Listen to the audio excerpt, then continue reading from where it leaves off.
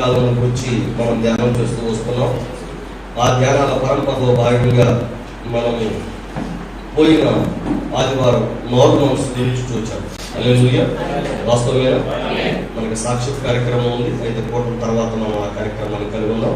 Right? నేను మర్చిపోతున్నాను, గుర్తు చేయండి ప్లీజ్. మారు మనసుని గురించి మనం ధ్యానం చేశాం. మారు మనసు పొందకపోతే, మారు మనసు పొందుము లేని ఎడల నేను మీ యొద్దకు త్వరగా వచ్చి నా నోట నుండి వచ్చి ఖడ్గము చేత వీరితో యుద్ధము చేసేద్దాను. మారు మనసు పొందకపోతే, మారు మనసు తగినటువంటి ఫలము ఫలించకపోతే కలిగే ఫలితం ఏమిటంటే దేవుడే స్వయముగా యుద్ధం చేస్తాడు. హల్లెలూయా. ఎలా యుద్ధం చేస్తాడు అంటే ఆయన నోటి నుండి వచ్చి ఖడ్గము చేత వీరితో యుద్ధము చేసేద్దాను. అలా ప్రభువైన యేసుక్రీస్తు వారి యొక్క యుద్ధము చేసిన దాఖలాలు ఉన్నాయా? చూద్దామా? ఆసక్తి ఉన్నారా? సంతోషపడుతున్న స్తోత్రం చెప్తారా? మేము దేవుడు బిడ్డారా. తర్వాత కూడా ఆయన ఏమంటున్నాడు అంటే సంఘములతో ఆత్మ చెప్పుచున్న మాట చెమిగలవాడు వీరులు కాక, ఆ తర్వాత జయించు వారికి మరుగై ఉన్న మన్నాను భుజింపనెత్తును, మరి అతనికి తెల్ల రాతినెత్తును, ఆ రాతి మీద చెక్కబడిన ఒక క్రొత్త పేరును పొందిన వారికే గాని అది మరి ఎవరికి తెలియదు. ప్రియమైన దేవుని బిడ్డలారా, టూకీగా ప్రభు చిత్తం అయితే దేవుడు మనం ఎలా నడిపిస్తారా వెళదాం. అనేక అంశాలు ఇందులో పొందుపరచబడి ఉన్నాయి, దాచబడి ఉన్నాయి. అయితే చాలా సుదీర్ఘమైన అంశం, కానీ దేవుడు మనం ఎలా నడిపిస్తాడో చూద్దాం. మరి చాలా చెప్పవలసినవి ఉన్నాయి, కానీ మరి ఈ రోజు ప్రభు ఎలా నడిపిస్తారో చూద్దాం. హల్లెలూయా. ప్రియమైన దేవుని బిడ్డలారా, ఆదికాండము 6వ అధ్యాయము 1వ వచనం.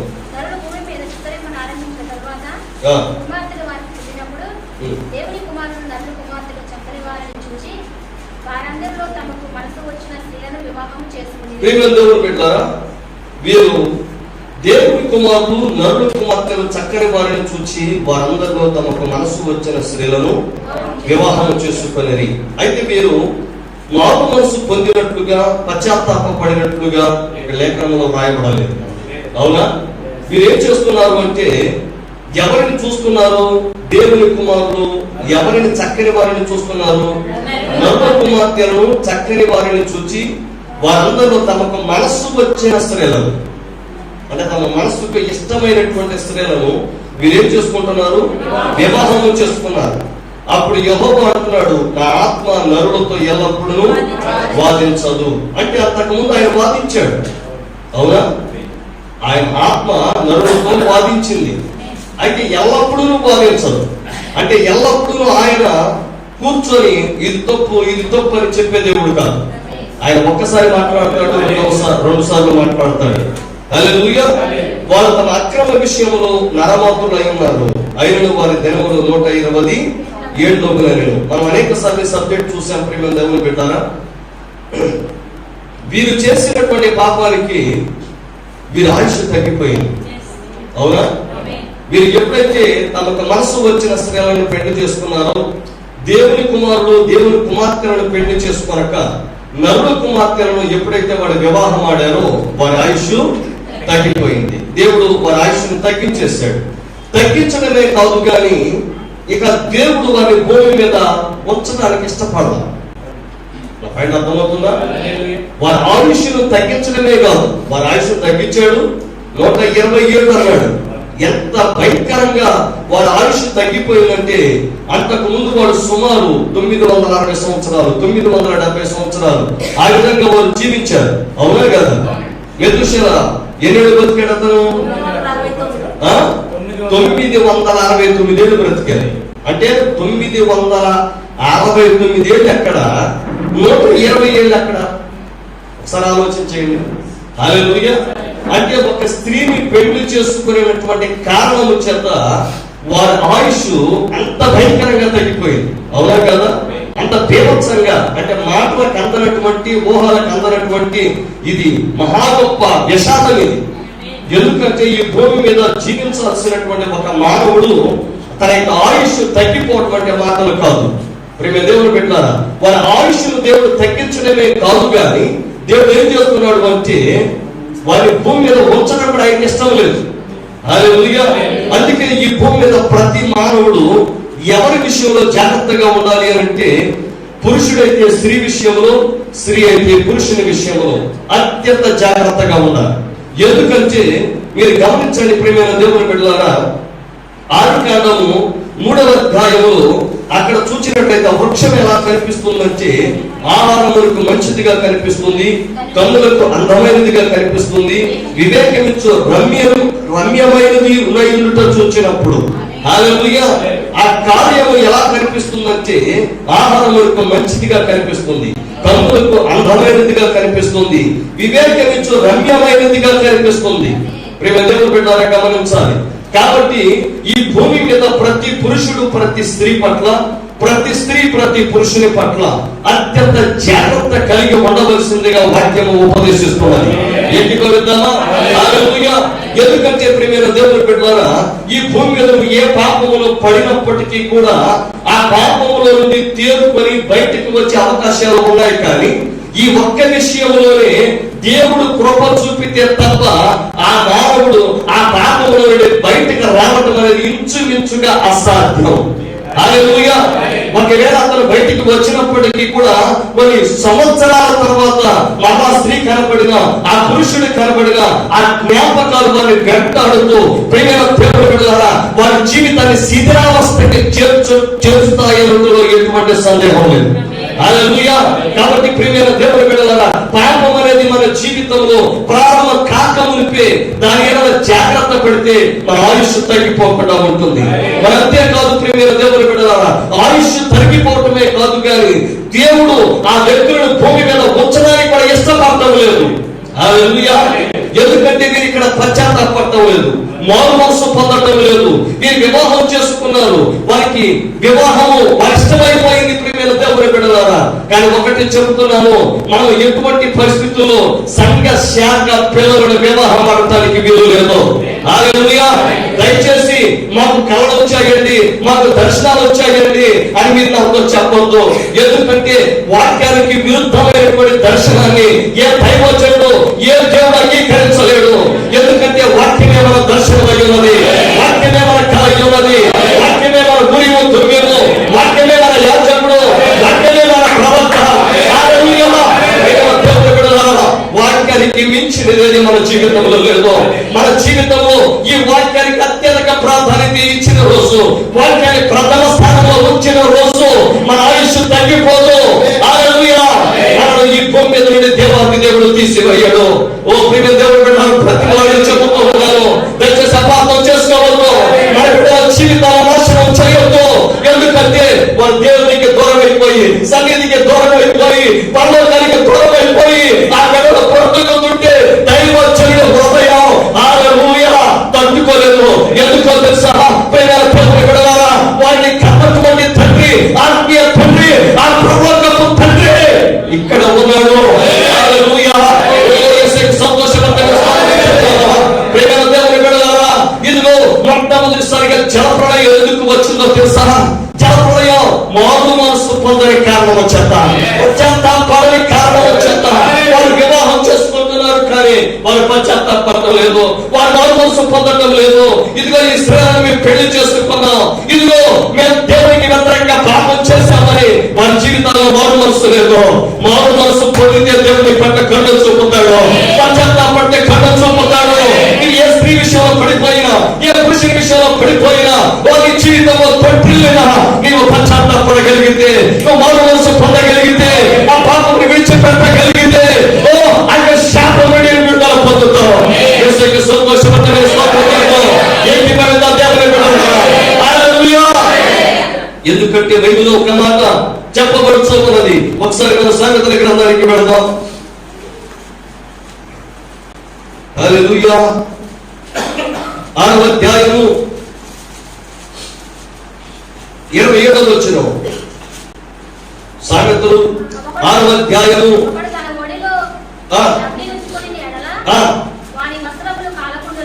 ఒకడు తన ఒడిలో అగ్ని ఉంచుకుని ఎడల వారి వస్త్రములు కాలకుండున, ఒకడు నిప్పుల మీద నడిచిన ఎడల వారి పాదములు కమలకుండున, దేవుని బిడ్డలారా, ఒక స్త్రీతో సాంగత్యము, ఒక పురుషునితో సాంగత్యము అది అగ్ని ప్రమాదం వంటిది. హల్లెలూయా. దేవుని బిడ్డలారా, ఈ అగ్ని ప్రమాదం ఎలా ఉంటుందంటే అది ఒక్కసారి అంటుకుంటే ఆ వ్యక్తి నిలువెల్ల దహించబడతాడు. హల్లెలూయా. ఎటువైపు చూచినా ఆ స్త్రీ కనబడుతుంటుంది, ఎక్కడ చూసినా పురుషునే కనబడుతుంటాడు, ఎటువైపు చూసినా ఆ స్త్రీ సాంగత్యమే, ఆ జ్ఞాపకాలు వెంటాడుతూ ఉంటాయి. ఆ వ్యక్తి నిలువెల్ల దహించబడుతూ వచ్చాడు. హల్లెలూయా. ఓ ప్రియమైన దేవుని బిడ్డలారా, దాన్ని జయించడానికి ఉన్న ఒకే ఒక మార్గం ఏమిటో తెలుసా? అది పరిశుద్ధాత్మను పొందడమే, ఉపవాస ప్రార్థనయే. హల్లెలూయా. దేవుని సన్నిధిలో మోకరించి నిత్యము ప్రార్థన చేస్తున్నప్పుడు అభిషేకంలో ఉండినంత సేపే నీవు దాన్ని జయించగలవు. ప్రియమైన దేవుని బిడ్డలారా, చరిత్రలో గొప్ప గొప్పవారు, చరిత్రలో మహోన్నతమైనటువంటి కీర్తి ప్రతిష్టలు, పేరు ప్రఖ్యాతులు పొందినటువంటి వారు ఆ స్త్రీ సాంగత్యం వలన శిథిలావస్థకు చేరిపోయారు. ఓ హల్లెలూయా. దేవుని బిడ్డలారా, కుటుంబాలకు దూరమైపోయి, సంఘానికి దూరమైపోయి, దేవునికి దూరమైపోయి, ఓ ప్రపంచానికి దూరమైపోయి, హల్లెలూయా, అగ్ని ప్రమాదంలో గాయపడిన వాడు అందరికి దూరమై ఏ విధంగా ఆసుపత్రుల్లో ఆ బోనస్ వార్డ్ లో ఏ విధంగా ఉంటాడో, హల్లెలూయా, అలాగే ఈ స్త్రీ సాంగత్యము చేసే వ్యక్తి కూడా అగ్ని ప్రమాదానికి గురవుతాడని వాక్యం సెలవించుచున్నది. ఏంటి గమనించగలరా? హల్లెలూయా. వారి వస్త్రము కాలకుండున, ఒకడు నిప్పుల మీద నడిచిన ఎడల వారి పాదములో కమలకుండున. అతడు దేని మీద నడుస్తున్నాడు? నిప్పుల మీద నడుస్తున్నాడు. అతను తన ఒడిలో దేవుంచుకున్నాడు. అంటే స్త్రీ యొక్క తల అనుకుంటున్నాడు, కానీ ఆ స్త్రీ యొక్క ప్రేమను పొందుకుంటున్నాను. ఇదిగో ఈ స్త్రీ నన్ను ఈ లోకంలో నన్ను ప్రేమించేటటువంటి స్త్రీ, నన్ను ప్రేమించే ఏకైక స్త్రీ ఈమె. నన్ను ఈ లోకంలో ఎవరు ప్రేమించడం లేదు, ఈమె నన్ను ప్రేమిస్తుంది అని చెప్పి అనుకుంటున్నాడు. కానీ అమాయకుడా, నీ యొక్క ఒడిలో మొదటి స్త్రీ తల కాదు, కానీ అది నిన్ను నిలువెల్ల దహించి వేసే, అది కాల్చించు అంటే హల్లెలూయా. ఓ ఆ స్త్రీ సాంగత్యముతో నీవు ప్రార్థన చేయలేవు. నీ మనసంతా జ్ఞాపకాలతో నిండిపోతుంది, నీ మనసంతా నీకు ఊహలతో నిండిపోతుంది, నీ మనసంతా మీరు కూర్చిన రూపురేఖలతో నిండిపోతుంది. ఓ నిలువెల్లా నీ జీవితం అంతా కూడా ఆ స్త్రీ సాంగత్యపు జ్ఞాపకాలతో నిండిపోతుంది. నువ్వు ప్రార్థన చేయలేవు, దేవునికి ఇష్టడిగా జీవించలేవు. నీవు జీవితము ఏది సాధించాలని దేవుడు ఆశించాడో దాన్ని నువ్వు సాధించలేవు. ఓ ఏంటి గమనించగలరా? హల్లెలూయా. ఆమె ముట్టువాడు శిక్ష తప్పించుకొనడు. దొంగ ఆకలి కొని ప్రాణరక్షణ కొరకు దొంగిలని ఎడల, అంటే అవును నాకు ఆకలిగా ఉన్నది, ఇది నా శరీర వాంఛన తీరటం లేదు, ఇదిగో ఈమెతో నా శరీర వాంఛన తీర్చుకుంటాను, నా భార్య నన్ను ఈమె ప్రేమించినంతగా ప్రేమించడం లేదని నువ్వు ఆకలి కొని ప్రాణరక్షణ కొరకు దొంగిలినా సరే దొంగే. హల్లెలూయా. ఎవరు వారి తిరస్కరింపరు కదా, వాడు దొరికిన ఎడల 700 చెల్లింపవలెను. తన ఇంటి ఆస్తి అంతయు అప్పగింపవలెను. జాగ్రత్తలు జరిగించువాడు కేవలము బుద్ధిశూన్యుడు, ఆ కార్యము చేయువాడు స్వనాశనములు కోరువాడే. వాడు దెబ్బలకు అవమానములకు పాత్రుడగును, వానికి కలుగు అపకీర్తి ఎన్నటికీ తొలగిపోదు. అంటే ఇప్పుడు ఇక్కడ దొరికినట్లయితే ఎన్నంతలు చెల్లించాలి? 700 చెల్లించాలి. ఇంటి ఆస్తి అంతా అప్పగించాలి. బుద్ధిశూన్యుడు, స్వరాశయములు కోరువాడు, దెబ్బలకును అవమానములకు పాత్రుడు, వారికి కలుగు అపకీర్తి ఎన్నటికీ తొలగిపోదు. హల్లెలూయా.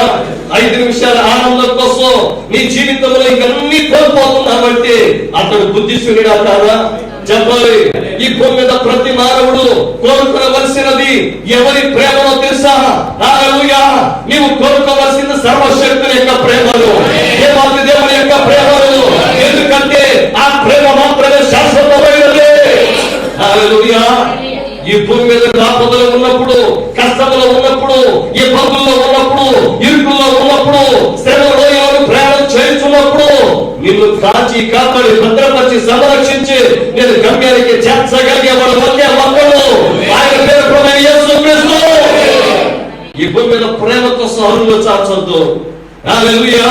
నీ భార్య నిన్ను ప్రేమించకపోయినా, నీ భర్త నిన్ను పట్టించుకోలేకపోయినా, నీ జీవితంలో నీవు కోరుకున్నది నీకు దక్కకపోయినా, ఇవన్నీ ఇవ్వగలిగేవాడు ఒకే ఒక్కడు. నేను ప్రకటిస్తున్న ప్రభువైన యేసుక్రీస్తు. హల్లెలూయా.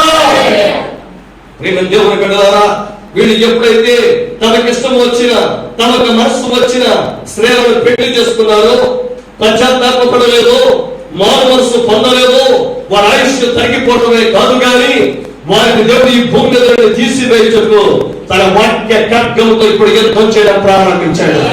హల్లెలూయా. ఆ వాక్య ఖడ్గము ఇప్పుడు ఎవరి నోటిలో వస్తుందో తెలుసా? నోవహు నోటిలో బయటకు వస్తున్నది. హల్లెలూయా. ఎందుకనగా నోవహు ప్రవక్త యుద్ధకే వాక్యము వచ్చును. రోజు వస్తున్న వాక్యము ప్రవక్త యుద్ధకే వస్తుంది. ఇప్పుడు ప్రవక్త యుద్ధగా వాక్యము వచ్చినప్పుడు హల్లెలూయా, ఇప్పుడు ప్రవక్త ప్రకటిస్తున్నాడు, ప్రవక్త ప్రవచిస్తున్నాడు. హల్లెలూయా. మీరు మానసు పొందండి, పశ్చాత్తాపడండి, మీ క్రియల విషయంలో పశ్చాత్తాపడండి, లేకపోతే జలప్రళయం రాబోతుంది, అది మిమ్మల్ని నాశనం చేయబోతుంది. అయితే వీళ్ళు ఇల్లు కట్టుకుంటున్నారు, పెళ్లి చేసుకుంటున్నారు, షాపింగ్ మాల్స్ కట్టుకుంటున్నారు, బ్రహ్మాండంగా జీవిస్తున్నారు. ఎవ్వరు నోవహు మాత్రం పట్టించుకోవడం. హల్లెలూయా. వాస్తవంగా నోవహు కాలంలో జరిగిన సంఘటనలను సత్యమని మనకు ఎలా తెలుసా? హల్లెలూయా. ఓ భక్తులందరూ ప్రభువైన యేసుక్రీస్తు వారు ఆ యెరూషలేములో సంచారం చేసిన దేవుడు ఆయన చెప్పుతున్న మాట ఏమిటో తెలుసా? నోవహు దినములో జరిగినట్టు ఈ దినములో జరుగును. యేసయ్య సాక్ష్యం కంటే మించిన సాక్ష్యం ఏదైనా ఉన్నదో ఈ లోకంలో? హల్లెలూయా. దేవుని బిడ్డలారా, యేసయ్య స్వయంగా చెప్తున్నాడు, నోవహు కాలంలో జరిగినట్టు ఈ కాలంలో జరుగును. అంటే ఈ కాలంలో కూడా అంటే తమకు మనసు వచ్చిన స్త్రీలను పెళ్లి చేసుకోవటం, వారితో సంబంధాలు కలిగి ఉండటం, వారి ప్రేమను పొందడానికి ఆరాటపడటం. ఎందుకంటే ఈ భూమి మీద అన్నిటికన్నా అత్యంత వింతైన ప్రేమ స్త్రీ ప్రేమ. హల్లెలూయా. అత్యంత ఆకర్షణీయమైన ప్రేమ స్త్రీ ప్రేమ. కానీ ఆ ప్రేమను మించిన ప్రేమ యేసయ్య ప్రేమ. హల్లెలూయా. ఆ ప్రేమను పొందాలని ఆశపడితే, ఆ ప్రేమను పొందాలని ఆరాటపడితే, ఆ ప్రేమను కలిగి ఉండాలని జీవితంలో తపన కలిగి ఉంటే ఈ భూమి మీద ఇంకెంత కాలం బ్రతకం, ఈ భూమి మీద ఇంకెంత కాలం ఉండవు. ప్రియమైన దేవుని బిడ్డ, హల్లెలూయా. ఇది నా మాట కాదు, ఇది వాక్యం చెప్పుతున్నమాట. I'm very sorry to say this. నన్ను క్షమించాలి ఈ విషయంలో. కానీ నీవు దేవుని ప్రేమకు భక్తుడవైతేనే నీవు నిత్యము జీవించగలవు. కానీ స్త్రీ ప్రేమకు భక్తుడై జీవించాలనుకుంటే, పాపము ప్రేమకు భక్తుడై జీవించాలనుకుంటే, ఈ రోజు నువ్వు దేవుని ప్రేమను కోరుకొని నీవు ఒక పురుషుని ప్రేమ కోసము, ఒక స్త్రీ ప్రేమ కోసము నీవు ఆరాటపడితే ఈ భూమి మీద దేవుడు నిన్ను ఇంకెంత కాలం ఉంచడు. ఎందుకంటే ఆయన అంటున్నాడు, నోవహు కాలంలో ప్రజలకు ఒక తీర్పు, మన కాలంలో ప్రజలకు ఒక తీర్పు కాదు. హల్లెలూయా. ఆయన ఎల్లప్పుడూ ఏ ప్రజకైనా ఒకే ప్రాతిపదిక పైన తీర్పు తెచ్చే దేవుడు. చక్రవర్తి హల్లెలూయా. ప్రియమైన దేవుని బిడ్డ, వాళ్ళు మారు మనసు పొందలేదు. అందుకే పోయిన ఆదివారం దేవుడు మనతో మాట్లాడాడు. ప్రతి దినం మనకి మారు మనసు కావాలి, ప్రతి దినం మనకి పశ్చాత్తాపం కావాలి. ప్రతి దినం మనం మన యొక్క జీవితం విషయంలో, మన జీవితాల్లో దొరికిన తప్పిదాల విషయంలో మనం పశ్చాత్తాపడాలి, మన మారు మనసు పొందాలి. ఎందుకంటే మారు మనసు మనపైకి అగ్ని ప్రళయం రాకుండా, అగ్ని ప్రమాదం సంభవించకుండా ఈ మారు మనసే, ఈ పశ్చాత్తాపమే దేవుని ఉగ్రతను ఆపేసేటటువంటి ఏకైక సాధనం, ఏకైక అడ్డుగోడ, ఏకైక మార్గమే. అది ఒక్కటే ఈ మారు మనసు, ఈ పశ్చాత్తాపమే. హల్లెలూయా. నీ జీవితంలో ఏ విషయంలో తప్పిపోయినా, ఓ సోదరుడు ఓ చెప్పినట్లుగా నీ అడుగులు ఎక్కడ తడబడినా, హల్లెలూయా, నీ అడుగులు తడబడుతున్నాయా, నీవు తొట్టిల్లుతున్నావా, నీ అడుగులు ఆ పంట పైన సరిగా నిలబడలేకపోతున్నాయా, కానీ ఓ ప్రభువా నన్ను నడిపించగలవా, నా అడుగులు తడబడకుండా చెప్పగలవా?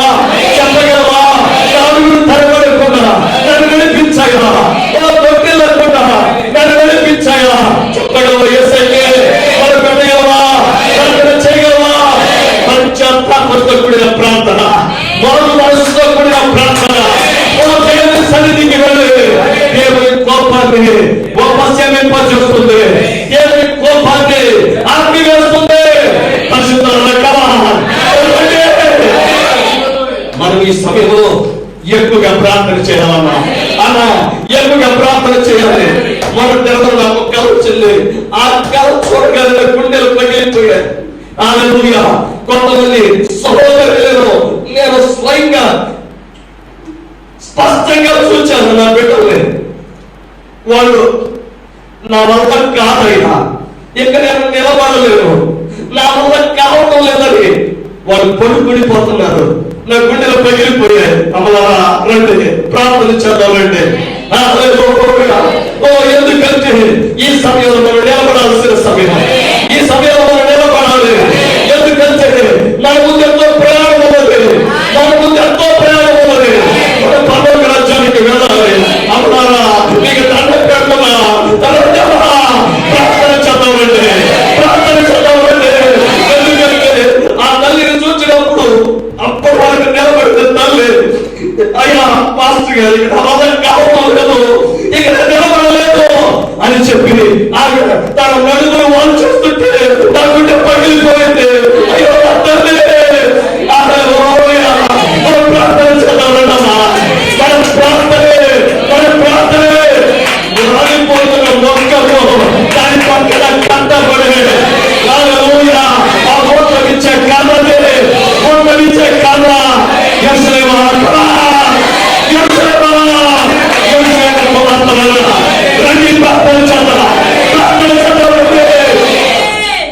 ఎందుకంటే హల్లెలూయా.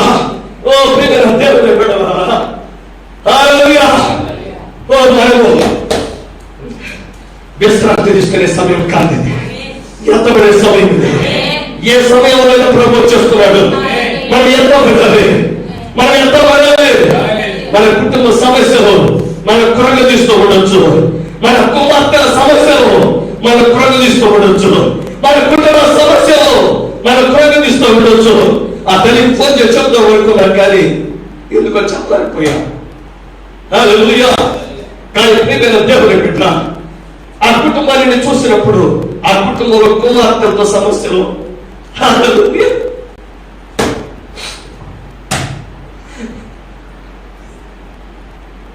ప్రియమైన దేవుని బిడ్డలారా, ప్రార్థన చేద్దాం. ప్రార్థన ఒక్కటే మనం నిలబెట్టగలిగింది. ఎందుకంటే నా ఒక్కటి ప్రార్థన సరిపోదు, మీ ప్రార్థన కావాలి. దండం పెట్టి చెప్తున్నాం, మీ ప్రార్థన కావాలి. హల్లెలూయా. ఓ ప్రియమైన దేవుని బిడ్డలారా, మనం అనేక సంఘాలు దాటుకుని సంఘానికి వచ్చాం. ఈ సంఘంలో ప్రతి ఒక్కరి ఎండబడాలి, ప్రతి ఒక్కరి ఎండబడాలి. ఏ ఒక్కరి విడిచిపెట్టబడటానికి వెళ్ళలేదు. హల్లెలూయా. మనకి మౌన మనసు కావాలి, మనకి పశ్చాత్తాపం కావాలి. మన జీవితంలో మనం అనుకోలేని రీతిలో మన బిడ్డల పట్ల కొన్ని తప్పిదాలు చేసి ఉండొచ్చు, ఏమో ఒత్తిడి నా మధ్యలో.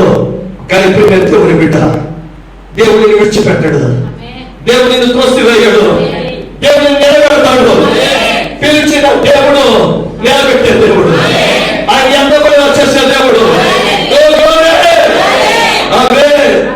ఈ బిడ్డలు పశ్చాత్తాపాల, ఈ బిడ్డలు మౌన మనసు పొందాల. అయితే దేవుడు ప్రవక్తలు లేపుతున్నాడు, ప్రవక్త ప్రజ్ఞకు తీసుకొస్తున్నాడు. ఓ ప్రవక్త నోటిలో వాక్య కగ్గాలు పెట్టాడు. ఇప్పుడు అతను ప్రవచించిందే, ఆ ప్రవచనమే, ఆ వాక్యమే నీతిని సృష్టిస్తుంది. ఓ ఆకాశపు తుమ్మలు తెరవబడుతున్నాయి, పైబడి వర్షము, కిందటి వర్షము.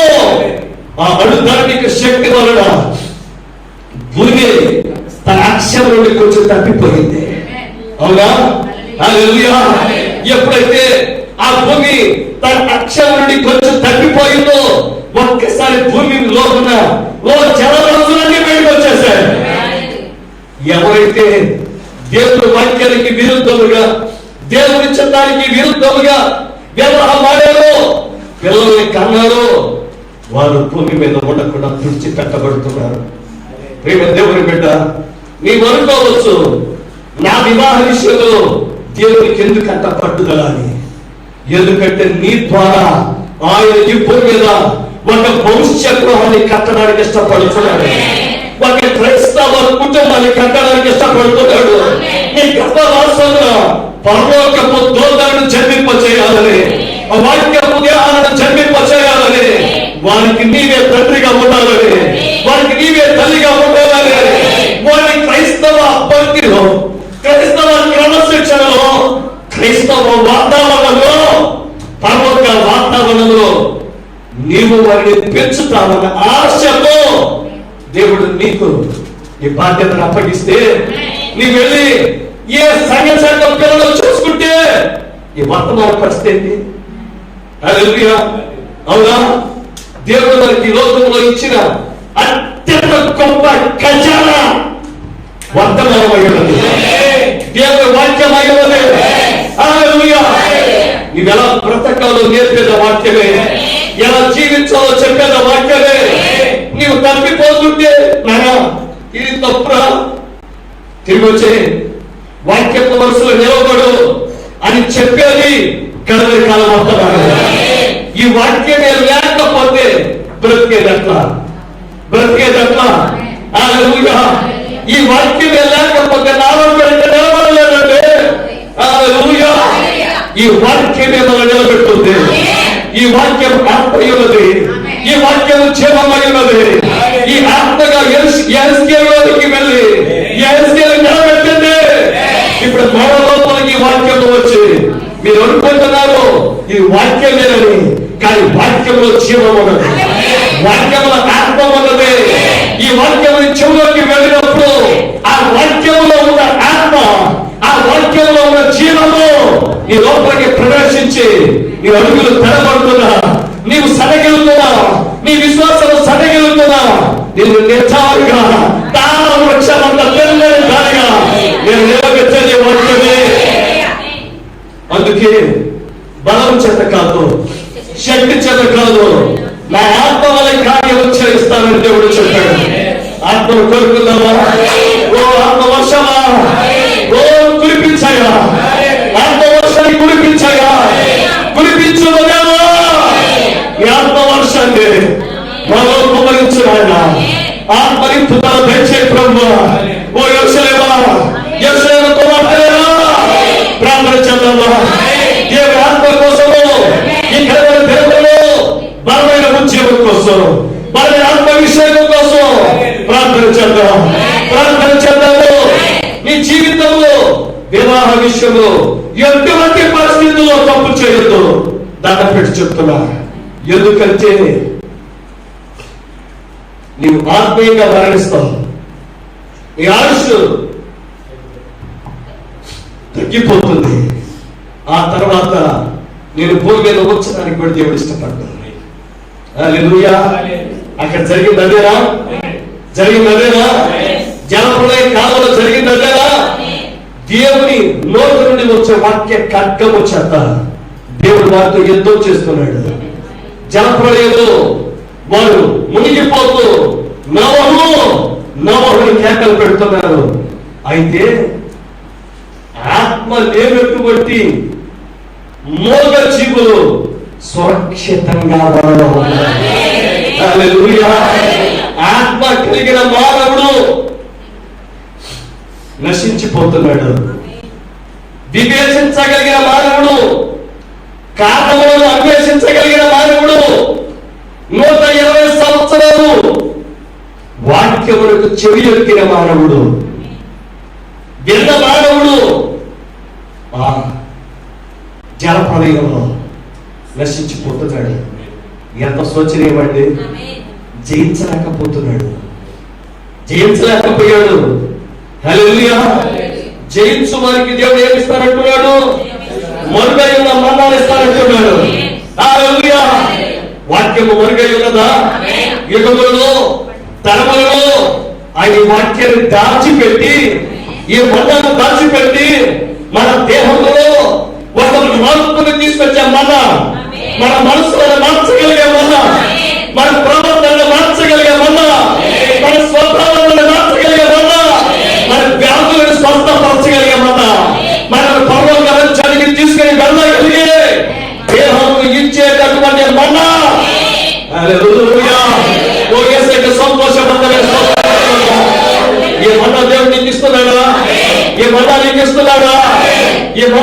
భుజించగలవా? ఈ మన్నాను తినగలవా? మొక్క అది ఎరువు వేసినప్పుడు ఆ ఎరువులో ఉన్న పోషకాలను అది ప్రేమ చేత సంగ్రహించినప్పుడు, ఆ నీరు త్రాగుతున్నప్పుడు, ఆహారం తీసుకుంటున్నప్పుడు ఆ మొక్క ఏపుగా ఎదుగుతుంది. హల్లెలూయా! అది చెట్టు అవుతుంది, వృక్షం అవుతుంది, ఫలాలను ఇస్తుంది, శాఖలుగా విస్తరిస్తుంది, జీవకోటికి ఆహారం ఇస్తుంది, సమస్త పశువులకు మేళనిస్తుంది. హల్లెలూయా! నీవేనా జీవవృక్షం? నీవేనా జీవవృక్షం? నీవారిని భుజించగలుగుతున్నావా? దేవుడు మనకిస్తున్న ఆహారాన్ని సమృద్ధిగా భుజించు, విసుగు చెందొద్దు. ఈ ఆహారాన్ని భుజించడంలో విసుగు చెందొద్దు. ఈ ఆహారాన్ని సమకూర్చుకోవడంలో విసుగు చెందొద్దమ్మా, విసుగు చెందొద్దయ్యా. ఈ ఆహారాన్ని సమకూర్చుకో. ఆ రోజు ఏ రోజుకి ఆ రోజు మన్నా ఉన్నాడు, కానీ ఇప్పుడు అలా కాదు, ఇప్పుడు అలా కాదు. నీవు సమకూర్చుకోగలిగినంత మన సమకూర్చుకో. రాత్రి వేళలో నేను నిద్రపోతున్నప్పుడు ఈ వాక్యాన్ని ధ్యానించు. నువ్వు వాక్యంగా మారుతూ ఉంటావు, వాక్యంగా మారుతూ ఉంటావు. హల్లెలూయా! నీవు వాక్యముగా మారటమే వాక్యము యజమానునికి కావాలి. హల్లెలూయా! వాస్తవంగా ప్రియమైన దేవుని బిడ్డ, ఈ వాక్యము, ఈ మరుగైన మన్నా నీ జీవితంలో తినేకోవాలి. నేను ఇలా చెప్తాను, ఏమనుకోవద్దు. నీ శారీరక వ్యాధులు సైతం స్వస్థపరచబడతాయి. నిజం. నీ మానసిక వ్యాధులు కుదుట పడతాయి. నీ ఆత్మ సంబంధమైన రోగాలు స్వస్థపరచబడతాయి. ఎందుకంటే బైబిల్ చెప్పుచున్నది, ఆయన తన వాక్కును పంపి వారిని బాగు చేశాడు. చెప్తామా? అయ్యా, నీ వాక్యాన్ని వాక్యమయ్యా, దైవజనుని నిలబెట్టాయా, నీ యొక్క ఆత్మచేత అభిషేకించాయా. హల్లెలూయా! కొంతమంది యవనస్తులు లేవాలి, యవనస్తులు లేవాలి. ఆహారం పాత్ర చుట్టూ మోకరించి, అయ్యా మాకు ఆహారం ఇవ్వయా, ఆహారం ఇవ్వనాయా అని ప్రార్థన చేస్తే యవనస్తులు లేకపోతుంది కాక. హల్లెలూయా! ఎందుకంటే దేవుని మందిరము ఆహారం సమృద్ధిగా లభించాలి, సమృద్ధిగా లభించాలి. ఆహారం తింటున్నటువంటి వాడు, బలమైన ఆహారం భుజించేవాడు బలమైన కండరాలు కలిగి వచ్చాడు, బలమైన దేహం కలిగి వచ్చాడు, ముళ్ళ దేహం కలిగి ఉంటాడు, శత్రువుతో పోగలడు, నీరసపడడు, సొమ్మసెల్లడు. ఆహారం బలంగా భుజిద్దామా? నువ్వు కొంచెమే తింటే నీ విశ్వాస కండరాలు కొంచెమే అభివృద్ధి చెందుతాయి. కానీ ఎంత ఎక్కువగా తింటే మనుషులు రొట్టె వల్ల మాత్రం కాదు, కానీ దేవుని నోట్ల నుండి వచ్చే ప్రతి మార్గంలో జీవిస్తాడు. నీవు మొక్కకు ఎన్ని ఎరువులేస్తావో, ఎంత సమృద్ధి పెడతావో, అంత అద్భుతమైనటువంటి ప్రయోజనకరమైన వ్యవసాయం యజమానుడికే. అదే ఈ యజమానుడు నీ దగ్గరకు వస్తున్నాడు, నీ జీవితంలో తగ్గి చూస్తున్నాడు. నా కుమారుడు, నా కుమార్తె ఈ సంవత్సరమైనా ఫలించిందా? ఈ సంవత్సరమైనా ఆ పూర్ణ ఫలంగా మారిందా? అదే మన యజమానుడు పరమ వ్యవసాయకుడు. ఆయన ఎన్ని సంవత్సరాలు మనం ఓర్చుకుంటున్నాడు, మనం భరిస్తున్నాడు, మనం సహిస్తున్నాడు. మన జీవితానికి కావలసినంత అన్ని రకాల పెట్టుబడి ఆయన పెట్టాడు. పెట్టడా? పెట్టడా? హల్లెలూయా! భౌతిక పెట్టుబడి పెడుతున్నాడు, ఆత్మ సంబంధమైన పెట్టుబడి పెడుతున్నాడు, మనకు కావాల్సిన వారిని సమకూరుస్తున్నాడు. ఇప్పుడు ఆయన కోరేదేంటో తెలుసా? కోరేదేంటో తెలుసా? ప్రేమ, సంతోషము, సమాధానము, శాంతికము, దీర్ఘశాంతము, మంచితనము. అవునా? రాసిన పత్రికలు ఆ ఫలాలు ఉన్నాయా? ఫలాలు ఉన్నాయా? ఆత్మ ఫలాలు ఉన్నాయా? ఆ ఫలాలు ఫలిస్తున్నావా? దేవుడు బిడ్డ, మీకు ఎవరికి పాపికైనా దేవుడు క్షమించగలడు, కానీ మారు మనసు కావాలి, పశ్చాత్తాపం కావాలి. మన దేవుడి దగ్గరికి వెళ్ళిపోవాలా, బాప్తిసం పొందకపోతే వచ్చాయి దేవుడి సన్నిధిలో అయ్యా బాప్తిసం పొందుతారయ్యా. అయ్యా ఓ చిన్న జలం చేత కడగబడతానయ్యా. నా కొరకు రక్తము కాల్చిన నా యేసయ్య రక్తము చేత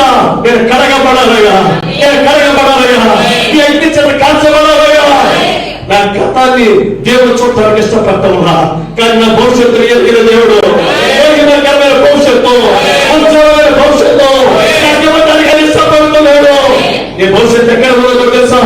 మరొక దేశంలో ఉన్నది. అవే నీకు మరొక దేశాన్ని ఇవ్వడానికి ఇష్టపడుతున్నాడు. వాస్తవమేనా? పర్వతాన్ని ఇవ్వడానికి ఇష్టపడుతున్నాడు. ఆయన సింహాసనం పైన నేను కూర్చోబెట్టుకోవడానికి ఆయన ఇష్టపడుతున్నాడు. అయితే ఆయనకు సమర్థించాలి, ఆయనకు సమర్థించాలి, ఆయన చేతిలో చెయ్యి వేయాలి, ఆయనతో కలిసి నడవాలి. వీడు పశ్చాత్తాపంలా ఆ స్త్రీని జయించలేకపోయారు. జయించినటువంటి లోపలికి మరుగైన మరణాలు ఇచ్చాడు. ఇచ్చాడా? తెల్ల రాయి ఇచ్చాడు. ఆ తెల్ల రాయి ఎవరు కాదు, ఆయన స్పర్శింపబడిన రాయి, అమూల్యమైన తల రాయి, కట్టుబాటు నిరాకరించిన రాయి. కానీ ఆ రాయి మనం అంగీకరించాలి. ఆ తల రాయి మనం అంగీకరించాలి. ఆ తల రాయి మనం వెళ్తుకుంటూ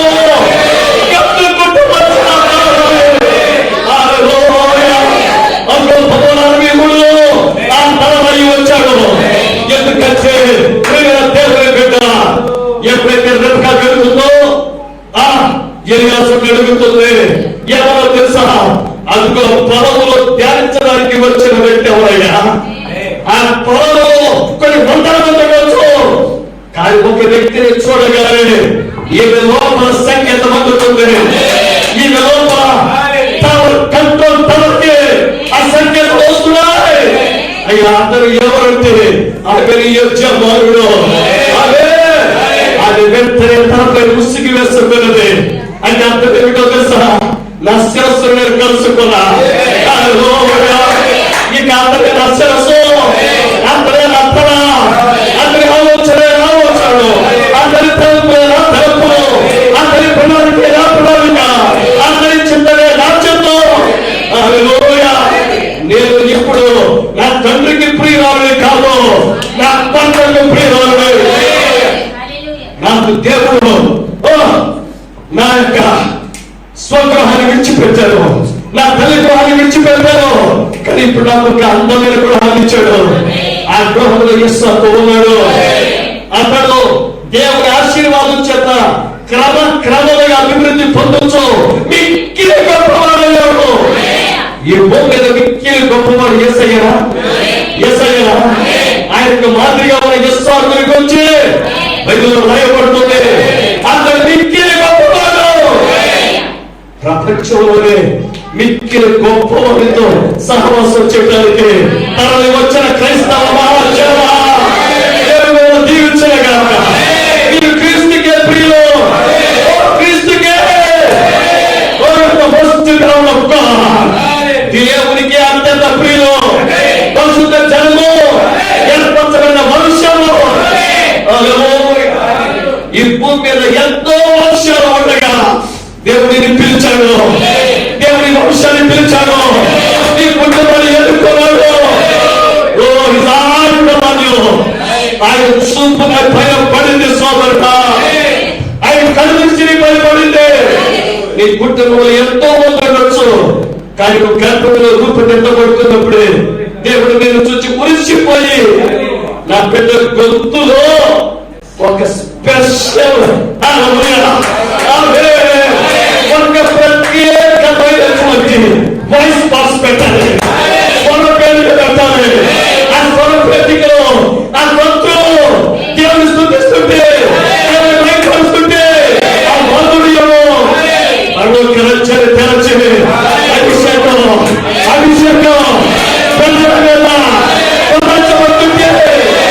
దేవుడు చూసేటాడు. ఓ నా ప్రియ కుమారుడా, నీ వయసుకు వచ్చే వరకు, నువ్వు ఎదిగే వరకు నేను నీ కొరకు కనిపెట్టాను. ఎందుకో తెలుసా? ఆమె నీ తల్లి గర్భంలో ప్రాణ చుక్క వరకు పడి ఉంటే నా కరుడు నిన్ను చూచాడు, నా చేతులు తల్లి గర్భంలోకి ప్రవేశించాడు. నీకు రూపొందించున్నప్పుడు నీ గర్భం దగ్గరకు వచ్చే సమయానికి నా చేతులు ఇప్పుడు పడిపడింది. అందరికంటే విధమైన ప్రత్యేకమైన వేరైన వాయిస్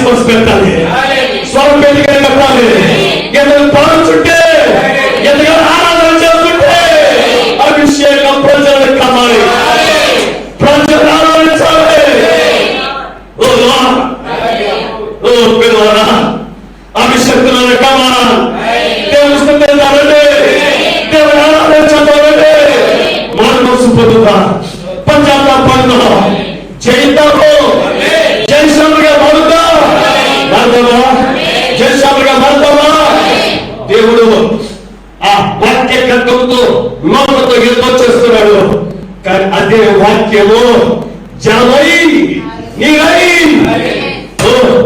ఆ విమోచన నిబంధన మందసాగే అందులో నోహు ఉన్నాడు. ఆ నిబంధన మనసు తేలుతుంది, ఓడ తేలుతుంది. తేలుతుందా అది కదా తేలుదా? అది నిబంధన మందసాగరా? అందులో యేసయ్య ఉన్నాడా? యేసయ్య ఉన్నాడా? అందులో మౌనంగా బంగారు పాత్ర ఉందా? చిగురించిన అహరోను చేతి కర్ర ఉందా? వృద్ధుడైన నోహు చిగురించాడా? చెప్పలే. అదే ప్రియమైన దేవుని బిడ్డ, హల్లెలూయా. ఓ యేసయ్య స్తోత్రాలు, యేసయ్య వందనాలు. ఆయన మంచి దేవుడు, ఆయన ఉత్తముడు, ఆయన కరుణ కలిగిన దేవుడు, ఆయన ప్రేమమయుడు. ఓ ఆయన సన్నిధిలో రాజ్యమాడాలి, ఆయన సన్నిధిలో గంతులు వేయాలంటే, ఆయన సన్నిధికి రాగాలి. పరిశుద్ధులారా, అగ్ని స్తంభములారా, దేవుని ప్రజలారా, ఓ క్రైస్తవులారా, క్రైస్తవ జనమా, ఏర్పరచబడిన వంశమా, దేవుని సొంతైన ప్రజ, ఎంతమంటారంటే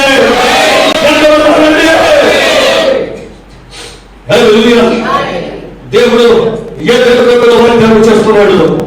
స్త్రీ సంతానంగా నేను జన్మిస్తాను, నేను చనిపోతాను, నేను శిలువ యాగమవుతాను, నేను కేక పెడతా, అప్పుడు నేను పునరుత్థానుడై తిరిగి లేస్తాను. That is protocol. కానీ ప్రోటోకాల్ దాటి కూడా ఉంటారు. అర్థమైందా? ప్రోటోకాల్ అంటే ఒకదాని తర్వాత ఒకటే జరగాలని దేవుడు పెట్టిన క్రమం అంటే, కానీ దాన్ని దాటేవాడు ఉన్నారు. అయ్యా మేము వచ్చి శిలువ యాగం చేసి కేక పెట్టే పునరుత్థానమయ్యే మన వాస్తవమే, నేను కాదను. కానీ అప్పుడే ఆ స్వరం వెంటనే ఎందుకు? ఇప్పుడే పెట్టాను, ఇప్పుడే ఆ స్వరానికి చెవులు. అయ్యా మా దేహాలు సమాధిలోకి వెళ్ళాల్సిన పనులలో, ఎందుకంటే సమాధిలో ఉన్న నీ స్వరమే కదా లేపేది. అవునా? అంటే బ్రతికి ఉన్నప్పుడు కూడా నీ స్వరం మమ్మల్ని మార్చగలదుగా. చెప్పయ్యా, నేను మనసుని ఆరోగిస్తున్నాను, నీవేమి చెబితే చేస్తావు చెప్పు. దేవుడి ఒక్కరికి దగ్గరకు వచ్చాడు. ప్రపంచంలో 6000 సంవత్సరాలు ఎవరు కట్టలేని పిరమిడ్ కడతా. కట్టగలవా? కడతా ప్రభు, కడతాను, నువ్వేం చెప్తా చేస్తా అంటే కట్టాడు. పిరమిడ్ కట్టి చూపించాడు హరోను. ఎప్పుడైతే పిరమిడ్ కట్టాడో God works of the protocol. Protocol కి భిన్నంగా పనిచేయడం ప్రారంభించాడు. నేను చేసిన వాగ్దానమే, కానీ వాగ్దాన జనులుగా అప్రటం కాదు. హల్లెలూయా. ఆ రోజు స్వరం వింటాం కాదు, ఈ రోజు విన్నారుగా, ఈ రోజు స్వర ప్రకారంగా జీవించారుగా. ఇప్పుడు ఈ దేహంలో నేను పునరుద్ధాన శక్తిని కుమ్మరిస్తా. అవునా? ఎప్పుడైతే స్త్రీ రెబ్కా ఆ చిన్న గదిలోకి ప్రవేశించిందో, ఇస్సాకు తన సంపూర్ణతను కుమ్మరిస్తున్నాడు. అలాగే ఇప్పుడు హగోకు ఆ రాజుగారి గదిలోకి ప్రవేశించగానే దేవుడికి వచ్చేసాడు, అగ్ని స్తంభముగా వచ్చాడు. ఆయన తన సంపూర్ణతను, దైవంతో యొక్క సర్వ పరిపూర్ణత ఎవరు కుమరిస్తున్నాడు? హనోకు కుమరించాడు. హనోకు కుమరించగలనే హనోకేదో అయిపోతుంది, హనోకేదో అయిపోతుంది, దేహం తేలికైపోతుంది. పక్షుల అభిషేకం వచ్చేసింది, ఏ అభిషేకం వచ్చేసింది, ఏమైపోతుంది. ఇప్పుడు కాడు వేసుకుంటే ఏళ్ళ పాత్రలా అంతరిక్ష అయిపోయాడు. లేదు, అంతరిక్ష యాంత్రికుడు అయిపోయాడు, యాంత్రికుడు అయ్యాడు. ఎప్పుడైతే కాడు వేస్తున్నాడు, భూమి పట్టవలా, భూమి యొక్క గురుత్వాకర్షణ శక్తి పట్టు విడిచిపెట్టేసింది, పట్టు వేసింది. ఎందుకంటే హనోకు యొక్క జీవితం పైన లోకం యొక్క పట్టు లేదు. ఈ లోకం యొక్క పట్టు హనోకు మీద లేదుక. అదే ఏ స్త్రీ పట్టు లేదు, ఏ పురుషుని పట్టు లేదు, ఏ తల్లిదండ్రులు, ఏ భార్య బిడ్డలు, ఏ భర్త ఈ లోక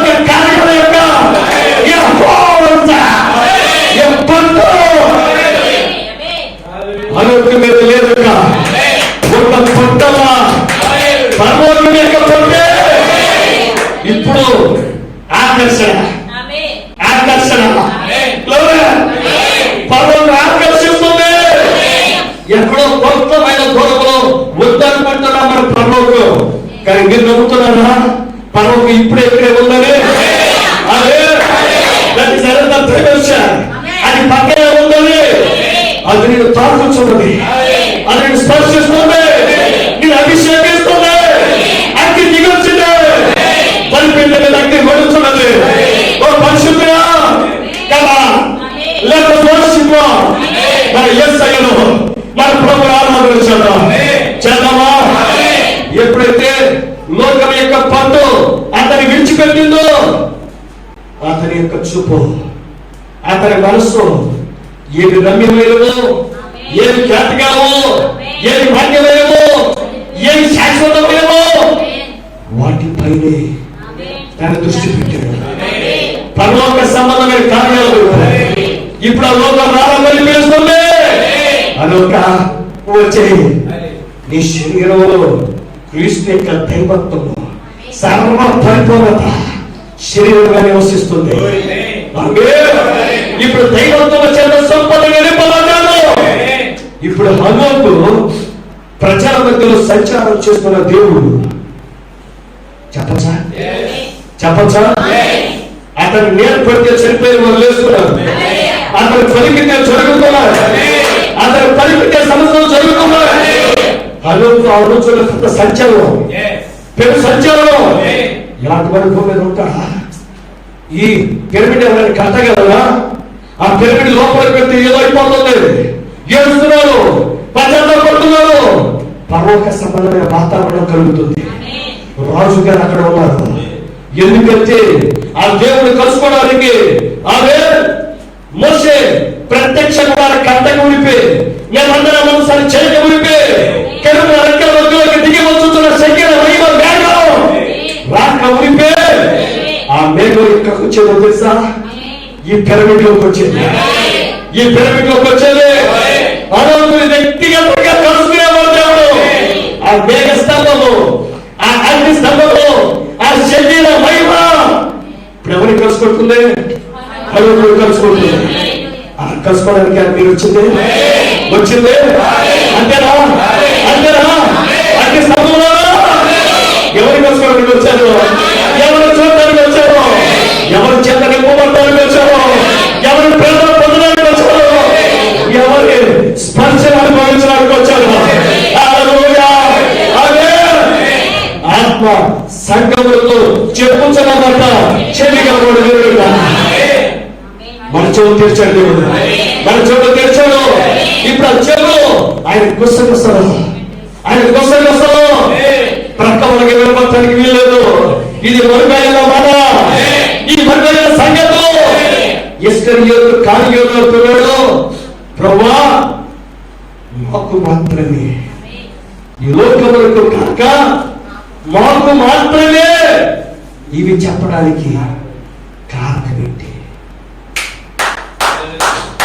నీవు నా భార్యవు, నీకు మాత్రమే నేను ఇవి చెబుతా. ఎందుకంటే నేను వెడలిపోతున్నా. ఇప్పుడు నేను నా సర్వ పరిపూర్ణతను నేను కుమరించుకోబోతున్నా, ఆత్మగా కుమరించుకోబోతున్నా, అగ్నిగా మీలో రాబోతున్నా. ఇప్పుడు మీరు మండుచున్న అగ్ని స్తంభాలు, నిజ సాక్షులు, లోకానికి వెళ్తున్న వాళ్ళు, లోకము నన్ను ప్రదర్శించేవారు. మీరు లోకానికి వెలుగుగా ఉన్నారు. ఆమేన్, హల్లెలూయా. జయించిన వాడు హనోకు, జయించిన జయశాలి నోహు. ఎత్తిమరించగలరా? ఆ కాలపు ఒత్తిడులు, ఆ కాలపు ఆశలు, ఆ కాలపు సమస్యలు, పాపపు ఒత్తిడి, ప్రెషర్ ఆఫ్ ద సిన్. ప్రవక్త అంటాడు, ప్రపంచం మొదలైనప్పటి నుండి ఎప్పుడు లేనంత పాపపు ఒత్తిడి ఈ కాలంలో ఉంది. ఏకీభవించగలరా? ఎందుకంటే ఇప్పుడు పాతాలనే భూమి మీద ఉంది, ఇప్పుడు ఆ దివ్యాలన్నీ నేను వెంటాడుతున్నాయి, నేను వెంబడిస్తున్నాయి. నేను ఎలాగైనా పడగొట్టాలని, నేను ఎలాగైనా ఓడించాలని, నేను ఎలాగైనా నీ అడుగులు తడబడేలా చేయాలని. కానీ ప్రియమైన దేవుని బిడ్డ, నీ చెయ్యి సర్వశక్తిని చేతిలో ఉంది. ఆయన నిన్ను లాక్కుని వెళ్ళిపోతాడు. నిన్ను లాక్కుని వెళ్ళిపోతాడు. నువ్వు ఒకవేళ కింద పడ్డా ఆయన నువ్వు మరల లేవనెత్తగలడు, నేను నిలబెట్టగలడు, నేను లాక్కుని వెళ్ళిపోతాడు. ఎందుకంటే నీవు సర్వశక్తునిలో భాగపడేలా, నువ్వు జయించడానికే పుట్టావు, ఎత్తపడటానికే జన్మించావు. నిన్ను ఎదుర్కొన్న దేవుడు నీ చెవిని తెరిచాడు, నీతో మాట్లాడుచున్నాడు. ఆ మరుగైన సంగతులు, లోకానికి తెలియని సంగతులు నీ వరుకోవచ్చు. నా కుటుంబ సభ్యులకి విషయాలు అర్థం కావట్లేదు, వాళ్ళకి అర్థం కాదు. నిన్ను మాత్రమే ఎన్నుకున్నాడు. You are the special edition. You are the special version. You are the masterpiece. నీవు మహోన్నత కారణం. You are the unique. నీలాంటి సృష్టి ప్రపంచంలో మరొకటి లేదు. నీవు ఆయన దృష్టిలో సచ్ స్పెషల్ క్రీచర్. ఒక ప్రత్యేకమైన జీవి నువ్వు. నీలాంటి వ్యక్తి మరొకడు ఉంటే ఆయన సృష్టికర్త అవడం. అర్థమైందా? Is the God of variety. ఆయన వైవిధ్య భరితమైన దేవుడు. ఒక్కొక్కరిలో ఒక్కొక్క వరాన్ని పెట్టాడు, ఒక్కొక్కరిలో ఒక్కొక్క తలాన్ని పెట్టాడు, ఒక్కొక్క గొంతులో ఒక్కొక్క మాధుర్యాన్ని పెట్టాడు. పరిశుద్ధులు పాడుతుంటే, పరిశుద్ధులు ఆరాధన చేసుకుంటే నా ఆనందం హృదయంతో గొంతులు వేసింది. ఎందుకంటే అవి అభిషేకపు గొంతులు, దేవుని చేత ఏర్పరచబడిన స్వరాలు, దేవుని చేత సృష్టింపబడిన స్వరాలు. హల్లెలూయా. ఈ ప్రపంచంలో ఎవరైనా పాడొచ్చు, కానీ పాడితే అభిషేకం వచ్చేది మీ వల్లే, పాడితే ఉద్యమం కలిగేది మీ వల్లే. ఓ ఆరాధన చేస్తే ప్రజలు గొంతులు వేయగలుగుతున్నారంటే అది మీ వల్లే.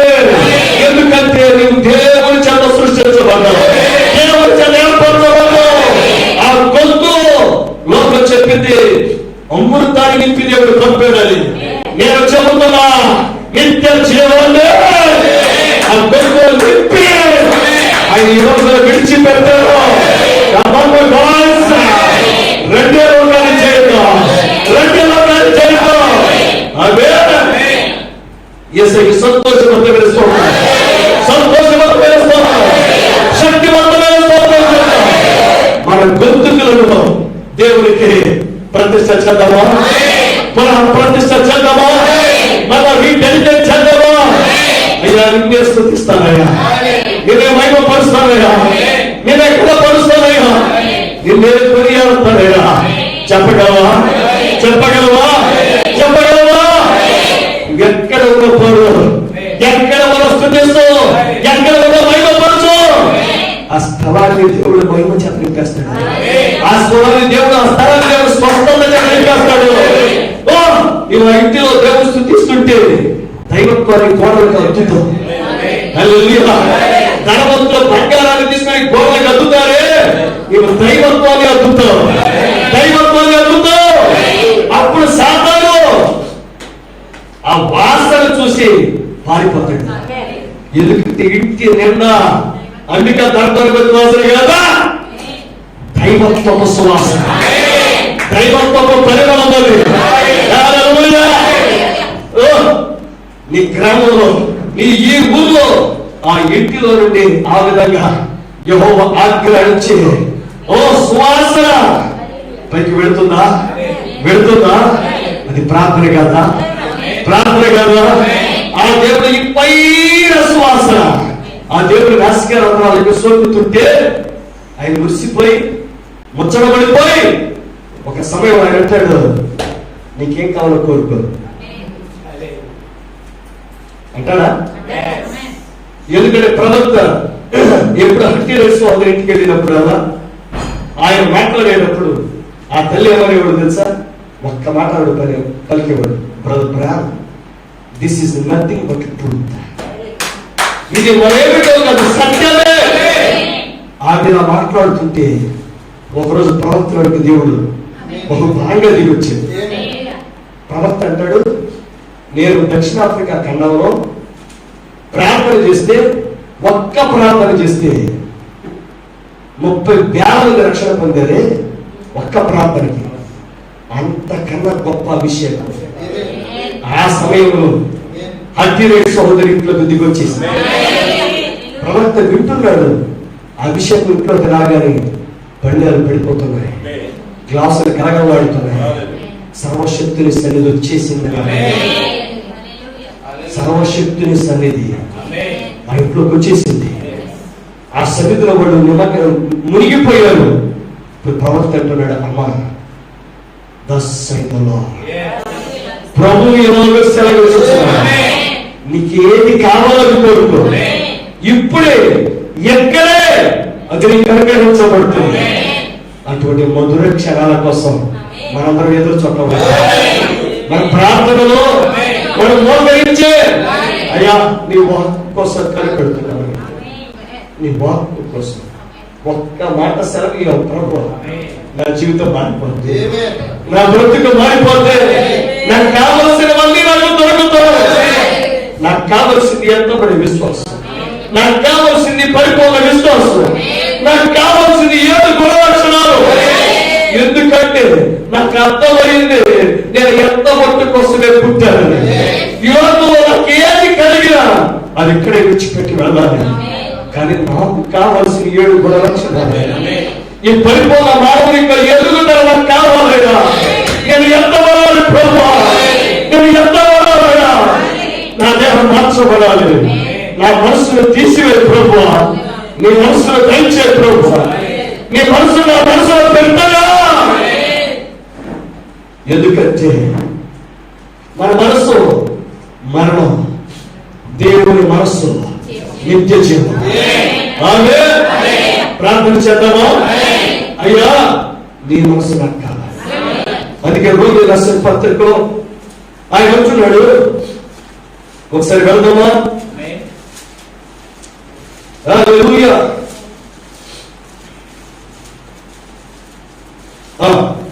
రోమా 12వ అధ్యాయము 1-2 వచనాలు. కాబట్టి సహోదరులారా, పరిశుద్ధమును దేవునికి అనుకూలమైన సజీవ యాగముగా ఈ శరీరమును ఆయనకు సమర్పించుకునని దేవుని వాత్సల్యమును బట్టి మిమ్మును బ్రతిమాలుకుంటున్నాను. హల్లెలూయా. సహోదరులారా, ఇదే యాగం పరిశుద్ధమైన యాగం, దేవునికి అనుకూలమైన యాగం. చనిపోయిన తర్వాత చేసే యాగం కాదండి, సజీవ యాగంగా. ఏం సమర్పించుకోవాలి? నీ శరీరములను ఎవరికి సమర్పించుకోవాలి? ఆయనకు సమర్పించుకోవడం. ఇప్పుడు ఇద్దరు ఏ వాత్సల్యం కలిగి ఉన్నాడు? ఆయన వాత్సల్యమా? ఆ కాలపు దూత, ఆ కాలపు వర్తమానికుడు, ఆ కాలానికి బాధ్యుడు, పరమేశ్వరుడు వెళ్ళొచ్చిన వాడు, వాటికపు దేహాలు చూసి వచ్చిన వాడు, వంచరప సంఖ్యం గారి మాటలు విన్నవాడు, బైబిల్ రాసిన వాడు, 14 పత్రికలు రాసిన వాడు. ఇతను అంటున్నాడు, మిమ్మల్ని బ్రతిమాలను కొలుచున్నాడు. ఆమేన్. మన శరీరాలను ఈ లోకానికి యాగముగా, పాపపు ఆశలకు యాగముగా, ఎవరో తృప్తిపరచడానికి, ఎవరో సంతోషపరచుటకు. ప్రియమైన దేవుని బిడ్డ, కొన్ని సందర్భాల్లో నీవు పాపం ఏ కారణాన్ని బట్టి చేసినా పాపం పాపమే, పాపం పాపమే. నువ్వు జాలితో చేసినా, సరుబుద్ధితో చేసినా, ప్రేమతో చేసినా, వాత్సల్యంతో చేసినా, కారణం ఏదైనా పాపం పాపమే. కానీ నీ శరీరాన్ని ఎవరికి సమర్పించాలి? ఎందుకంటే ఆ శరీరం ఆయనది. ఆయన శరీరాన్ని కొనుక్కున్నాడు, తన రక్తం ఇచ్చి కొనుక్కున్నాడు. ఆయన రక్తార్జితం, ఆయన రక్తార్జితం. ఆయన విషయంలో రాజీపడడు. ఆయన శరీరానికి వేదన హాని చేస్తే, ఆయన దేవాలయాన్ని పాడు చేస్తే నిన్ను పాడు చేస్తాడు. నీ జీవితం గల్లతైపోతుంది, అల్లకల్లోలమైపోతుంది. నీ దేహంలో పలు రకాల వ్యాధులు బయలుదేరుతాయి. నువ్వు నిద్రపోలేవు, సరిగా అన్నం తినలేవు, బ్రతకటానికి విసుకొచ్చేస్తుంది. బ్రతకాలని ఆశ నీలో ఉండదు, ఎప్పుడు చనిపోతామో అనిపిస్తుంది. ఎందుకో తెలుసా? దేవుడే దేవాలయాన్ని పాడు చేయడం ప్రారంభిస్తే ఎవరు కట్టగలరు? ఎవరు కట్టగలరు? ఆ పరమ వైద్యుడే దేహాన్ని వ్యాధుల వల్ల పడేలా చేస్తే ఏ వైద్యుడు స్వస్థపరచగలడు? ఏ మందు దేహంలో పనిచేస్తుంది? చెప్పాలి. ఇది దేవుడి దేవాలయం. దీన్ని పాడు చేయొద్దు. దీన్ని పాడు చేయొద్దు. దీన్ని పాడు చేస్తే ఆయన నిన్ను పాడు చేస్తాడు. ఆయన పాడు చేయడం మొదలు పెడితే ఇశ్రాయేలీయులు ఆ దేవాలయాన్ని పాడు చేశారు. చేశారా? చెప్పాలి.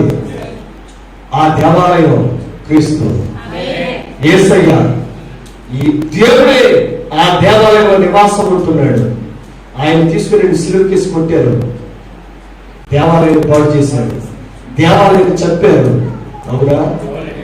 జనరల్ టైటస్ వచ్చాడు, ఈ దేవాలయాన్ని శిథిలం చేశాడు. ఇశ్రాయేలీయులు చెల్లాచెదురైపోయారు.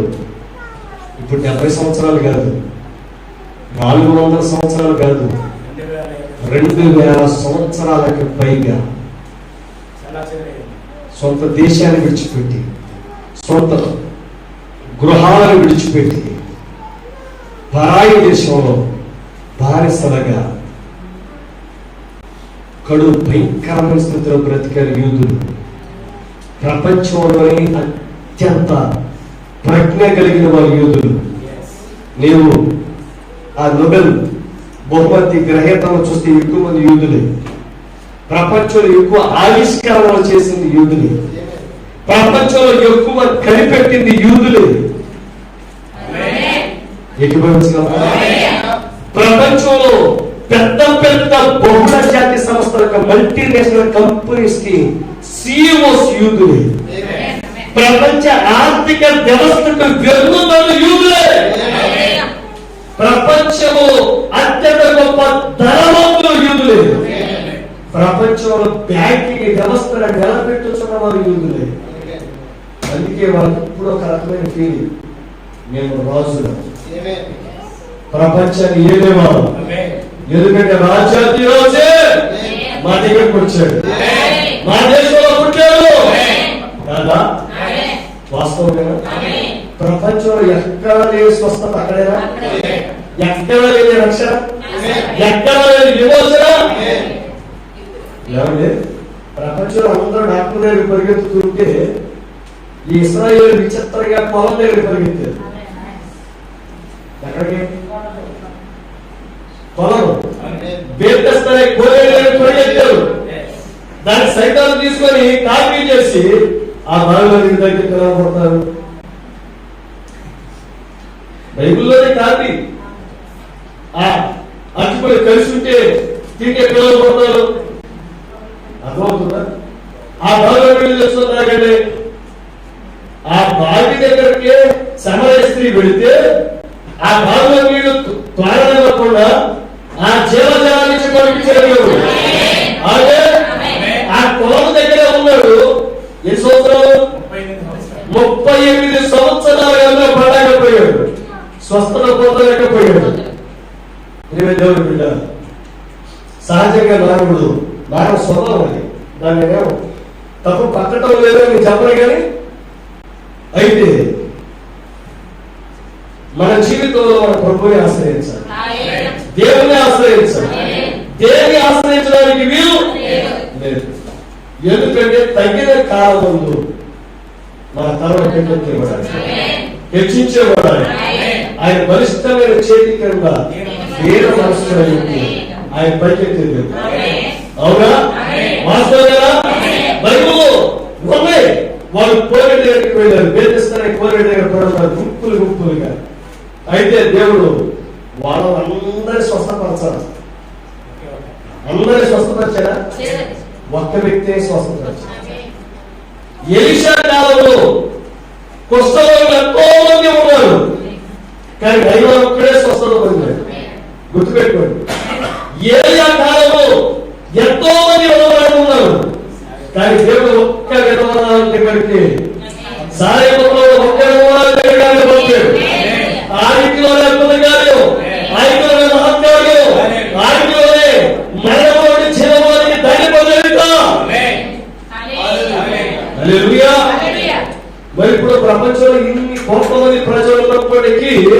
ఈ కుష్ఠరోగులు బాగు చేశారా? ఈ రోగాలు వచ్చారా? ఈ కోరిక దగ్గర పరుంటే వచ్చిన బాగు చేశారా? ఏకీభవించగలవా? హల్లెలూయా. దేవుని బిడ్డలు దాటిపోయారు. నేను విడిచిపోడు. నాకు ఎవరో వస్తారు, అక్కడికి వెళ్తే నాకు మేలు జరిగిందండి, అక్కడికి వెళ్తే మనకి ఏదైనా ఒక ఉపకారం జరిగిందండి, అక్కడికి వెళ్తే అక్కడ తప్పే ఉంది. నీటిలో మహాత్మ్యం లేదు. వాక్యమని జీవ జలముల మహాత్మ్యము ఉన్నది. ఉన్నదా? హల్లెలూయా. ఈ జీవ జలములు సేవించుతున్న కొలది నీ గర్భస్థానాలన్నీ పోతాయి. అవునా? నీ శరీరంలో సకలంగా పోతాయి. ఈ జీవ జలములు సేవించడానికి బదులుగా మనం ఏ జలములు సేవించినా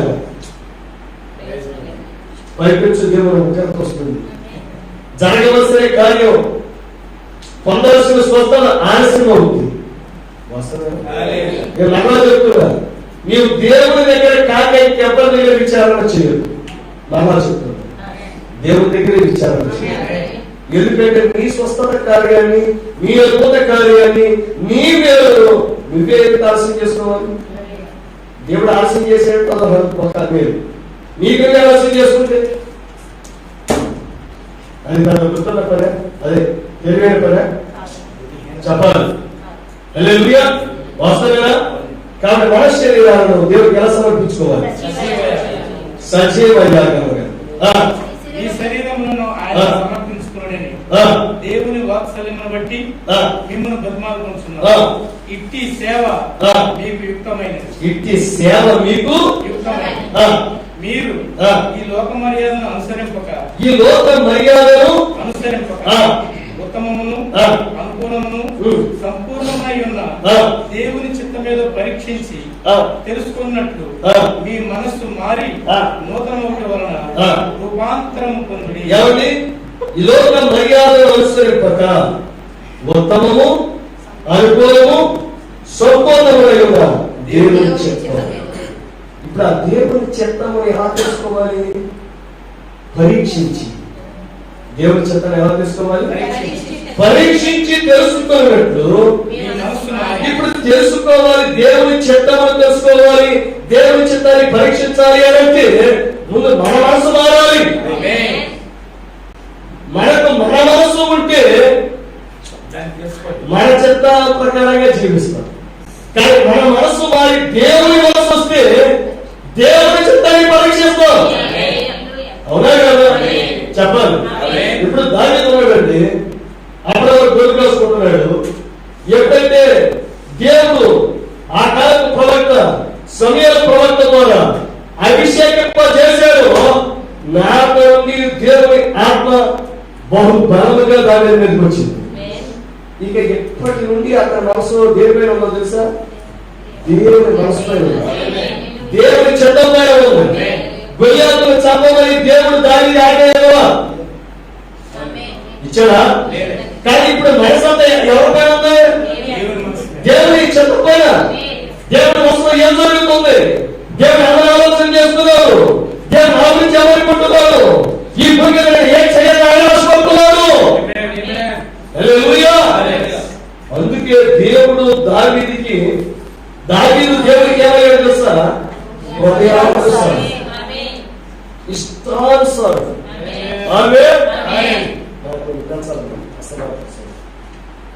ప్రేమ దేవుడు పెట్టారా? ఎలాగయ్యాడు? హృదయానుసారం, ఇష్టానుసారం. అందరూ చెప్తే చేస్తారు, కానీ దావీదు చెప్తే చేయట్లేదు. చెబితే చేయట్లేదు. చెప్పకుండానే ఆయన మనసులోనే ఆలోచన చేసి గ్రహించి చేస్తున్నాడు.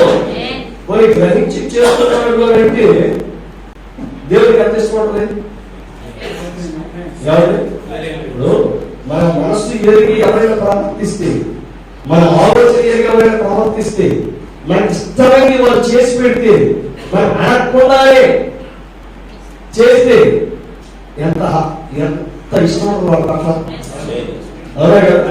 హల్లెలూయా. ఇప్పుడు దేవుడు దావీదు పట్ల కూడా అలాంటి ఇష్టాలే కలిగి ఉన్నాయి. ఒక అద్భుతమైన మాట ఏంటి తెలుసా? ఒక కాబోయే రాజు సామాన్యునిగా వారి ఎదురు తిరుగుతున్నాడు. దావీదండి 40 సంవత్సరాలు ఏకఛత్రాధిపతి ఇశ్రాయేలు సామ్రాజ్యాన్ని పరిపాలన చేసి మహాగొప్ప చక్రవర్తి అత్యంత సామాన్యముగా వారి మధ్యలో తిరుగుతున్నాడు. రాజుగారి శరీరంలో కూర్చొని సితార వాయిస్తున్నాడు, పాటలు పాడుతున్నాడు. కానీ ఆ మ్యూజిషియన్, ఆ సంగీత వాయిద్యకారుడే వారి రాజు ఎవరు తెలుసా? చెప్పాలి. హల్లెలూయా. రాజు ఎదుట కూర్చొని ఏదో సంగీతం వాయిస్తున్నాడు.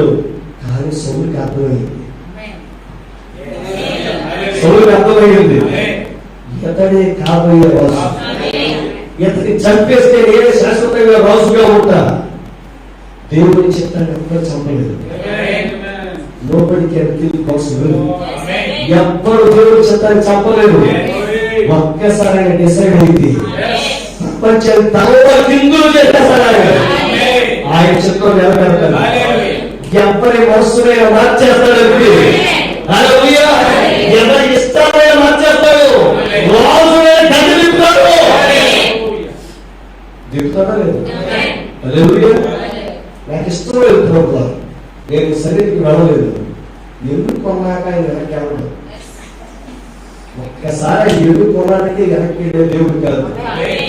నువ్వు ఎలాంటి వ్యక్తివైనా సరే వెనక్కొట్టి మెలకొట్టి పెట్టి తీసేసి దేవుడు సన్నిధిగా కనిపిస్తుంది. ఎందుకంటే సాక్ష్యం అనే కదా, అంతే కదా. ఆమె దేవుడికి తెలుసు మాత్రం ఇక చిత్తాన్ని ఎలా వెనక్కుంటాను. నిజమంటే దేవుడికి తెలుసు మానవుని యొక్క చిత్తం ఎంత బలీయమైనదో, ఎంత శక్తివంతమైనదో, మానవుడు దేవుడికి లోపల ఎంత కష్టమో దేవుడికి తెలుసు. కానీ దేవుడు ఏం చేస్తాడు తెలుసా? కొన్ని సందర్భాల్లో ఎంత భయాన్ని పెడతానంటే, నేను దేవుడి సన్నిధికి వెళ్ళకపోతే మరో నిమిషం ఏమవుతుందో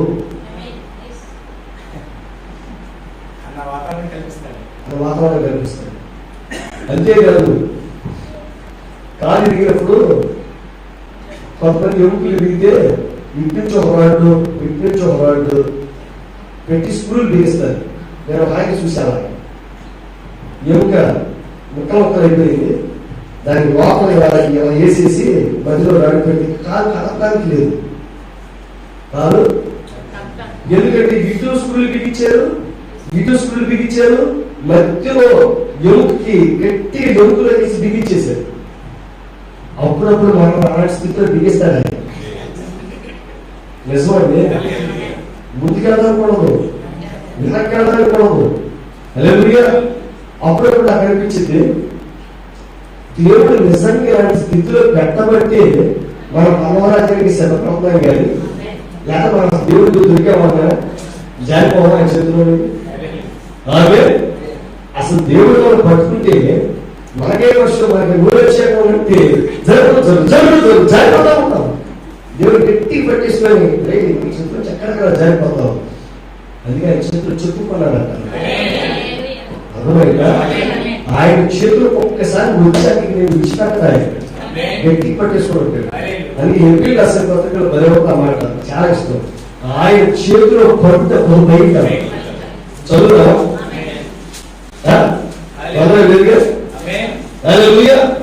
ఎంపీ అసలు పత్రిక 12 ఎక్కడండి?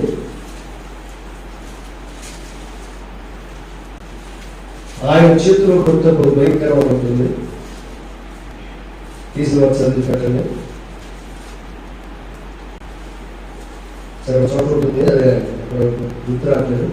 ఆయన దహించడానికి ఉన్నాడు, ఈ విధంగా ఆయన చేతిలో పట్టు భయంకరంగా ఉంటుంది. సరే రైట్, తర్వాత కనబడ్డప్పుడు చెప్తాను. ఆయన చేతిలో పట్ట బహుభయంకరం. ఒక్కసారి ఆయన చేతిలోకి వచ్చిన తర్వాత ఇక ఎటువంటి పరిస్థితులు తప్పించుకోవడానికి మార్గం. మనం వెళ్తే పదవరాజ్యానికి వెళ్ళదు తప్ప నరకానికి వెళ్ళడానికి మాత్రం అవకాశం ఉండదు. అందుకే దేవుడు ఏం చేశాడు తెలుసా? పర్వత రాజ్యం యొక్క తలపు చివరి ఆయన దగ్గర పెట్టుకున్నాడు. పెట్టుకున్నాడా మనకి ఇచ్చాడు? పేదరికి ఇచ్చాడంటే పేదలతో సంఘానికి ఇచ్చాడు కదా. హల్లెలూయా. కానీ మరణం యొక్క పాత్రల యొక్క తాళం ఎవరు స్వాధీనం? అదే మన స్వాధీనం ఉంటే ఎంత బాగా బాగా జరిగిపోయేది. హల్లెలూయా. నేను నరకానికి వెళ్ళా పర్లేదు ఆయన ప్రేమించు, నేను నరకానికి వెళ్ళా మనకి క్షమించను.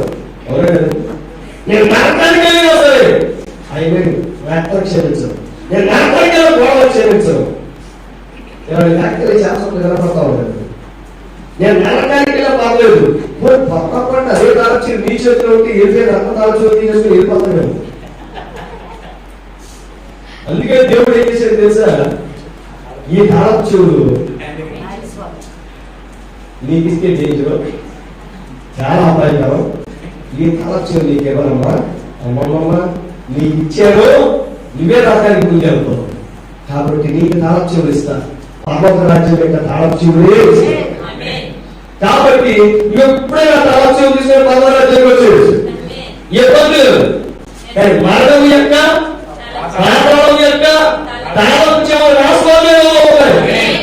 అందుకే నీకు ఆత్మహత్య చేసుకోవడానికి కూడా వీల్లేదు. అర్థమవుతుందా? ఆత్మహత్య నువ్వు చెప్పే శరీరానికి లోపల అంత కష్టం పొడుతున్నావేంటి? కానీ మరి దేవుడు దాన్ని ఏమన్నా ఇస్తున్నాడు? శరీర హత్య రాయట్లా, దేహం యొక్క హత్య రాయట్లేదు. భాష అసలు గమనిస్తున్నారా? ఏంటిది? ఆత్మహత్య అంటే నువ్వు శరీరాన్ని చంపితే నీ ఆత్మ నరకంలో నశింప చేస్తున్నావు. అందుకే దాన్ని ఏమైతే దేవుడు ఆత్మహత్య సూసైడ్. హల్లెలూయా. వింటున్నారా? కాబట్టి నిన్ను నీవు చంపుకోవడానికి నీకు మరణ లేక తాళం ఇవ్వలేదు. ఇచ్చాడా? మరణ లేక తాళం పాటల లేక తాళం ఇచ్చాడా? ఏ తాళం ఇచ్చాడు? సంతోషంగా లేదా? ఆనందంగా లేదా? దేవుడు సంతోషంగా ఆనందం చేయాలి. అసలు ఆ ఒక్క వచ్చి సరిపోతుంది జీవితానికి.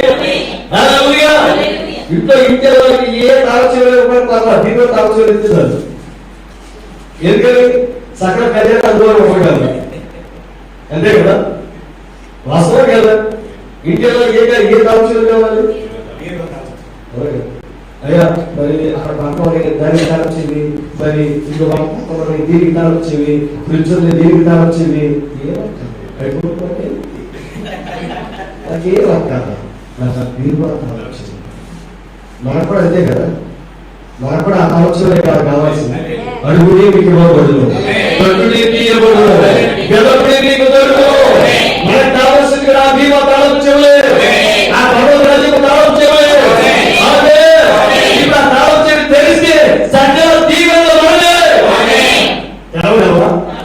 విశ్వాసమే హస్తముగా దేవుడు బిడ్డ. మరి ఆ తాళం చెవి కాపలేదంటే మీకు ఎనగా నేను కుమారి స్థానంలోకి రావాలి. చిరంతోడికి బీమా తాళం చెవులు ఇస్తారా? చెప్పాలి, ఇస్తారా? ఆ తాళం చెవి తీసుకుని బీమా తాళాన్ని కాల్ చేస్తాడు. పోయి తెలిసిన అనుకోండి, తెలవగానే ఆ డబ్బులు తీసి పాటు చేస్తాడు. దాన్ని ఏం చేస్తాడు వారికే లేదు. సర్టిఫికెట్స్ ఉంటే ఇవన్నీ పాటు చేస్తాడు. అప్పుడే కాదు, అది ఎదిగిన కుమారుడు అయితే చేస్తాడు. ఓకే, భగవానికి ఇక్కడ స్థలం ఉంది, దీన్ని ఎలా నేను వాడాలి? ఈ డబ్బులు ఉంది, దీన్ని నేను ఎలా వాడాలి? ఈ డబ్బులు నేను ఎలా పొదుపు చేయాలి? అంతేనా? పొదుపు చేసే పిల్లవాడికి తాళం చెవులు ఇస్తారా? దూరానికి ఖర్చు పెట్టేవాడికి ఇస్తారా? చెప్పాలి. కుటుంబానికి అత్యంత ఆవశ్యకం, అవసరం పొదుపు. శనివారానికల్లా మొత్తం ఖర్చు పెట్టి ఆదివారానికల్లా మిగిలిన కదా మటన్ తెచ్చేస్తుంది, సోమవారానికల్లా ఈ బాగుంటుంది. అర్థమవుతుందా? హల్లెలూయా. పొదుపు చేసే వ్యక్తికే దేవుడు కూడా తాళం చెవులిస్తాడు, పని చేసే వ్యక్తికే దేవుడు తాళం చెవులిస్తాడు. అర్థమవుతుందా? హల్లెలూయా. కుటుంబంలో స్త్రీలు ఖచ్చితంగా పొదుపు చేసే స్త్రీలుగా ఉంటారు. ఎందుకంటే వాళ్ళు చెప్తున్నారండి, ఉందా సామెతల్లో? చూడండి సార్, సామెతలు 31వ అధ్యాయం 10వ వచనం.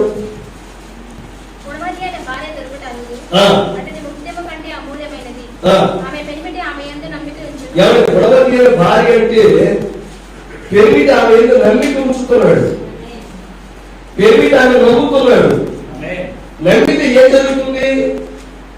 అతని లాభ ప్రాప్తికి వెలితి కలుగదు. ఏ కాలంలో వెలితి ఎప్పుడు కలుగుతుంది? వెలితి ఎప్పుడు కలుగుతుంది? చక్కగా సొక్క ఇచ్చారు కట్టగానే డబ్బులు తీసేసి మా చెల్లికి ఇద్దాం, మా అక్కకి ఇద్దాం, మా చుట్టాలకి ఇద్దాం ఏమవుతారనుకో. వాళ్ళ అవసరతలో ఉన్నప్పుడు ఆడుకోవడం వేరు, వాళ్ళ కష్టాల్లో ఉన్నప్పుడు ఆడుకోవడం వేరు. కానీ కూర్చోబెట్టి నువ్వు పోషిస్తున్నావు అనుకో,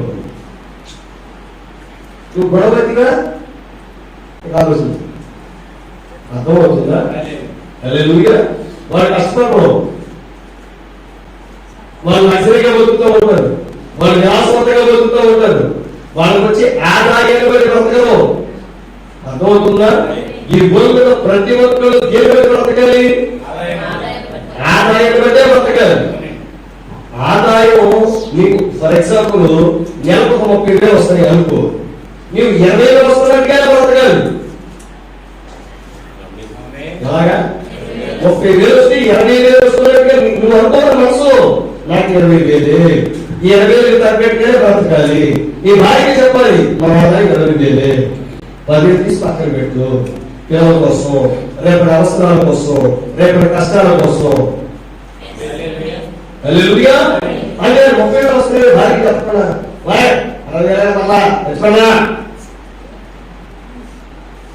ఏం పర్లేదు, నో ప్రాబ్లం. అదే మరి 30,000 అనుకున్నానండి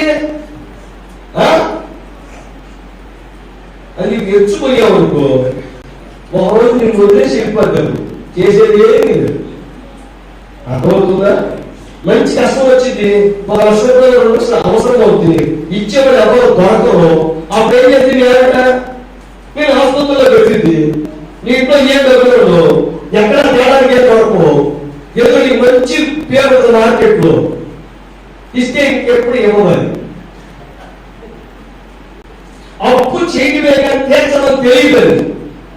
మంచి బ్రాండ్ ఏమంటుంది మార్కెట్ లో, ఎంత అక్కడ దగ్గర ఉపయోగపడదు. నీ దగ్గర 1,50,000 ఉంటుంది, ఎంతవరకు ఖర్చు పెట్టింది, ఖర్చు పెట్టిన తర్వాత చేతి తీసింది. ఇప్పుడు నీ పరిస్థితి ఏమవుతుంది? ఏమవుతుంది?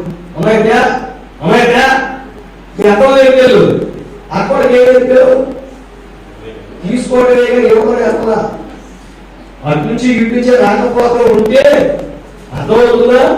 రూపాయి బాగుండాలి, రావాలి, బంధువులందరికీ ఏమవ్వాలి, ఇచ్చి పుచ్చుకోవడం ఉండాలి. కానీ బంధువులకు మేము నేర్పాము, పుచ్చుకోవడానికి ఇవ్వడం నేర్పలా. మొత్తం చాలా వచ్చింది, మా చెల్లి చాలా వచ్చింది, మాకు ఎప్పుడు ఇస్తూనే ఉంటుంది. మేము అక్కడ జరగలాగా ఇమ్ము ఇమ్ము ఇమ్ము అంటూ ఉంటాం. నీకు పిస్తాలాగా అమ్మ వచ్చింది, నా బంగారం, నా అక్క, నా బంగారం, నా తండ్రి, నా బంగారం. ఎవరి కుటుంబం వ్యవస్థ చిన్న అయిపోతాం. నీ కుటుంబాన్ని పాడు చేసుకోవడమే కాక వాళ్ళ కుటుంబాలను కూడా పరోక్షంగా పాడు చేస్తూ ఉంటాం. ఇప్పుడు ఆ రోజుకి వేరే కొట్టాల్సిన వాళ్ళు చక్కగా బీర్పోట్ కూడా చేసుకొని, అవునా, చక్కగా ఏ జొమాటోలో ఏ డబ్బీ పరిపాలించు ఇవన్నీ ఎవరి దగ్గర తగ్గించేశారు కదా. పోతాం ఇంట్లో కూర్చొని జొమాటో, స్విగ్గీ ఆర్డర్ చేయడం, అవి రాగానే చక్కగా కూర్చొని తింటాం. ఇప్పుడు చెప్పండి, అక్కడ 400 పెట్టి ఇక్కడ 4 తింటారు, కానీ అక్కడ 600 పెట్టి ఇక్కడ 2 తింటారు. 50 మంది కుటుంబం. ఇప్పుడు గొడవగా ఏ వ్యక్తి ఇది ఆలోచించి పెరిమిటిని ఏం ఉంచాలి? నమ్మకం ఉంచాలి. కానీ పెరిమిటి ఏం అనలేక ఏం అనలేదు. ఎందుకని ఏమంటే అతను అక్కడే మీరు 10 మంది ఆకాశలు అనాథములు ఈ పేరు చెప్పు కదా, అవునా కదా? ఆ ఇంట్లో వచ్చిన అక్కడే ఏం చేస్తారు పాపం? మెజారిటీ అథారిటీ అంతే కదా. హల్లెలూయా. ఎక్కువ కొనుక్కుంటే ఆడే కదా నేను అప్పుడే కూర్చొని అమ్మాయికి సావని చూసారు మీరు హల్లెలూయా. పెరిగి ఏం చేయాలంట? ఆమె ఎందు నమ్మిక ఉంచాలి. అతని లాభ ప్రవృత్తికి వెలితి కలగదు. వెలితి కలుగుతుంది అంటే ఎవరి వల్ల చెప్పాలి? ఎవరైనా కుటుంబ సంబంధాలుగా ఆకాశాల బంధాలుగా వద్దని నేను చెప్పట్లా. నేను ఆ పాయింట్ అర్థం చేసుకోవాలి. రెండింటి మధ్యలో సన్నది విభజన లేకపోతుంది. కష్టంలో ఉన్నప్పుడు, ఇబ్బందుల్లో ఉన్నప్పుడు ఖచ్చితంగా సహాయం చేయాలి. సహాయం చేయకపోతే క్రైస్తవుడే కాదు. అలాగే 24 గంటలు పోషించు. అలా పోషణ మొదలు పెట్టావో వారు కష్టపడమనేసి నీ వైపు చూస్తూ ఉంటారు. నువ్వు 24 గంటలు కష్టపడి నీవు నీ భార్య నీ పిల్లలు అందరూ కష్టపడి కష్టపడి కష్టపడి కష్టపడి కష్టపడి వాళ్ళకి పెడతా ఉంటావు. నీకు అప్పుగా వదిలి తెస్తావు. వడ్డీలు పెరుగుతా ఉంటాయి. రోజువారీ వడ్డీలు, రోజువారీ అప్పులు. అవునా కదా? ఈ డైలీ ఫైనాన్స్ వల్ల ఎంత మంది జీవితాలు నాశనం అయిపోయి తెలుసు మీకు? డైలీ ఫైనాన్స్ తెలిసే మీకు? రోజువారీ అప్పులు ఏమంటారు? అసైన్మెంట్స్ వస్తాడు, చిన్న పుస్తకం ఉంటుంది, దాని మీద రాసుకొని 100 కట్టేద్దామని 200 కట్టారు. నెప్పి తెలియకుండా లాగేస్తాడు ఈ దగ్గర నుంచి. నీకు నెప్పే తెలియదు. అవునా? నువ్వు 10,000 తీసుకుంటావు.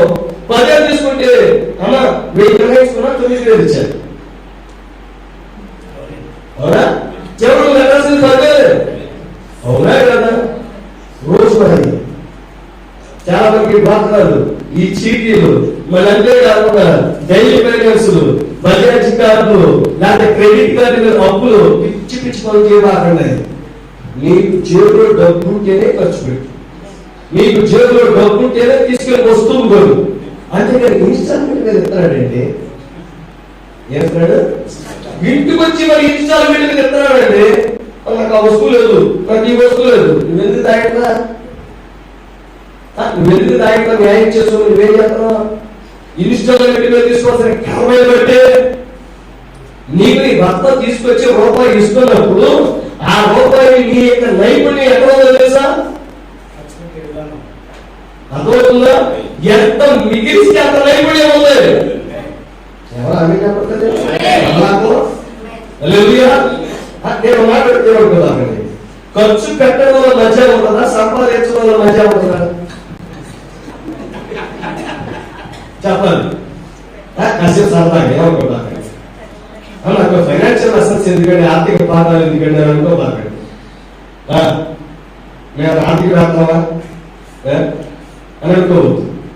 మనకి ఖర్చు పెట్టడంలో మధ్యాహ్న సంపాదించడంలో మధ్యాహ్న ఖర్చు పెట్టడంలోనే కదా. కానీ మధ్యాహ్నం తగ్గించుకున్నాం. భవిష్యత్ కోసం దాతాం. ఎంతమంది అన్నీ చెప్తారు? ఇప్పుడు ఈ భర్త సంపాదించి తీసుకొస్తే నువ్వు ఏం చేయాలి? ఏం చేయాలి? నీ కుటుంబానికి ఎవరికైనా అవసరంలో ఉంటే సహాయపడు. మరలా చెప్పారా? అవసరంలో ఉంటే సహాయపడు. అంతేగాని నీ కుటుంబం కాకుండా ఆ కుటుంబానికి వాళ్ళ దగ్గర పెట్టారండి, వాళ్ళకి ఇద్దరు పెట్టారండి, వాళ్ళకి అది చేయాలండి, వాళ్ళకి ఇది చేయాలండి, వాళ్ళకి అది చేయాలండి. అలా ఏం చేస్తాడు? వాళ్ళ ఏం చేస్తాడు? గుడికి పడిపోతారా? అది నువ్వేం చేయాలి? ఈ మొత్తం తీసుకెళ్ళి వాళ్ళకి సంపాదన చేసి వస్తావు. చూస్తాడు ఇట్ట కాదు. కానీ ఏం ఆశించని ఆడమ్మ ఎక్కడ దొరికింది? ఏమి ఆశించని ఎక్కడో అభావాశయం ఉంది. హాయ్ అడదంతే. హాయ్ కంటే ఫస్ట్ ఆ తర్వాత 2 రోజులు ఎవరికి తెల్లారాలి. కానీ నన్ను పట్టించుకోవడం ఆవిడ ఎప్పుడు అడగడానికి తెల్లాలని తెచ్చిన మొత్తం ఆలయాన్ని మొత్తం దూసి పెట్టాలి తప్ప నన్ను తిన్నారా తాగామని ఏ రోజు అడగలేదు. కాబట్టి తిన్నారమ్మా. ఎవరిని ఏం చిక్కిపోతున్నారు? మా ఆవిడ ఎప్పుడు నన్ను లాభవుతున్నా ఉంటుంది కానీ తింటే బచ్చవుతాను. నేను ఫస్ట్ టైం కనిపెట్టి నేను సనపడుతున్నానండి అని చెప్పి అలాగే దగ్గర అవుతుంది. హల్లెలూయా. ఎవరిని మీరు నాకు పుడిగా ఉంటే చాలు, నాకు ఏం అక్కర్లేదు. మేము అక్కర్లేదారు కానీ నేను ఇంటికి కడిచి మిక్సీ కావాలి, అది కావాలి, మిక్సర్ వేసి రుబ్బు, గ్రైండర్ వేసి రుబ్బు, నాకు వాషింగ్ మెషిన్ వేసి రుబ్బు. అవునా కదా? అయితే వాషింగ్ మెషిన్ అక్షరాలు వేసి రుబ్బేది నన్ను బుద్ధికేది కనబడుతుంది తప్ప నన్ను ఏమి ఆశించుకోండి, నా దగ్గర నుంచి ప్రతిఫలాపేక్ష లేకుండా ఏమి ఆశించకుండా ప్రపంచం ఒక్క స్త్రీ దొరికింది, సీత రేపు ఏమి ఆశాకారణం. హల్లెలూయా. దగ్గర అవుతాడు. ఒకరోజు ఎంత కనపడ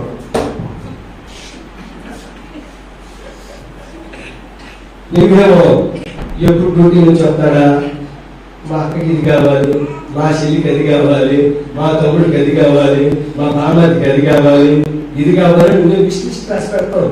నీ కోరికల చెత్త ఏం చేస్తావు, రాసి పెడతావు. కానీ కోరికలు ఇచ్చే రేడు రాడు. నీ రేడు మారాడు, మారాడు.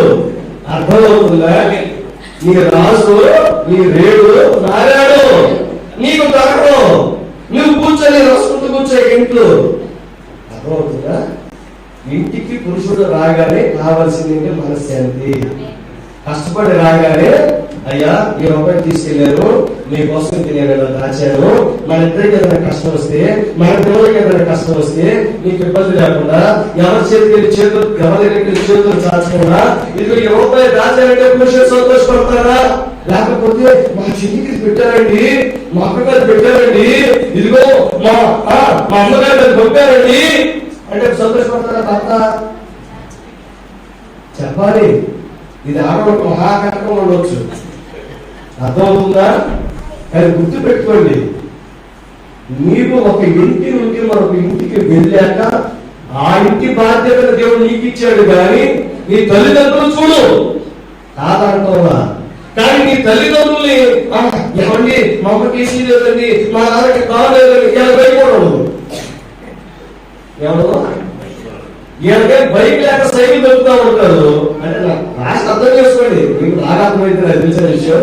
ఎందుకంటే ప్రపంచంలో బైబిల్ బాగా అర్థం చేసుకోవడం ఎవరో తెలిసి పురుషులు కంటే స్త్రీలు, పర్వతానికి వెళ్ళేది ఎక్కువగా వెళ్ళేది కూడా స్త్రీలే. అవునా? ప్రతి చర్చిలో ఎక్కువ ఎవరో అవునా కదా, మన సిస్టర్సే కదా. ఆమె ప్రపంచంలో ఎప్పటికీ ఏది అర్థం కాకపోయినా నీకు మాత్రం ఖచ్చితంగా అర్థమైంది. కానీ ఖచ్చితంగా అర్థమైతే ఖచ్చితంగా చేయదు. అర్థమైందా? ఈ షోలో వెళ్ళేసి రాజుగారు అంటే చెప్తాడు, మా ఇల్లు కదా చూసేది అడుగుతూ చేస్తాను నేను అంటే చూపు పడిందా తిరగబోతున్నాయో ఎక్కడ ఎవరు చూస్తాడు కదా. నేను పెట్టేది పంపించేది ఆయన అదే నా కష్టం నా చెడు చూడదా, నా కష్టం నా అక్క చూడదా, నా కష్టం నా తమ్ముడు చూడాలి, ఎవరు చూడదు. అప్పుడేమంటారు తెలుసా?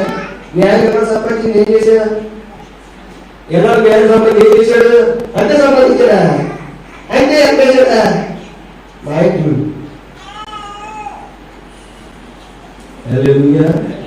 నువ్వు మనశ్శాంతి కొడు, మీ ఆయన మనశ్శాంతి కొడతాడు.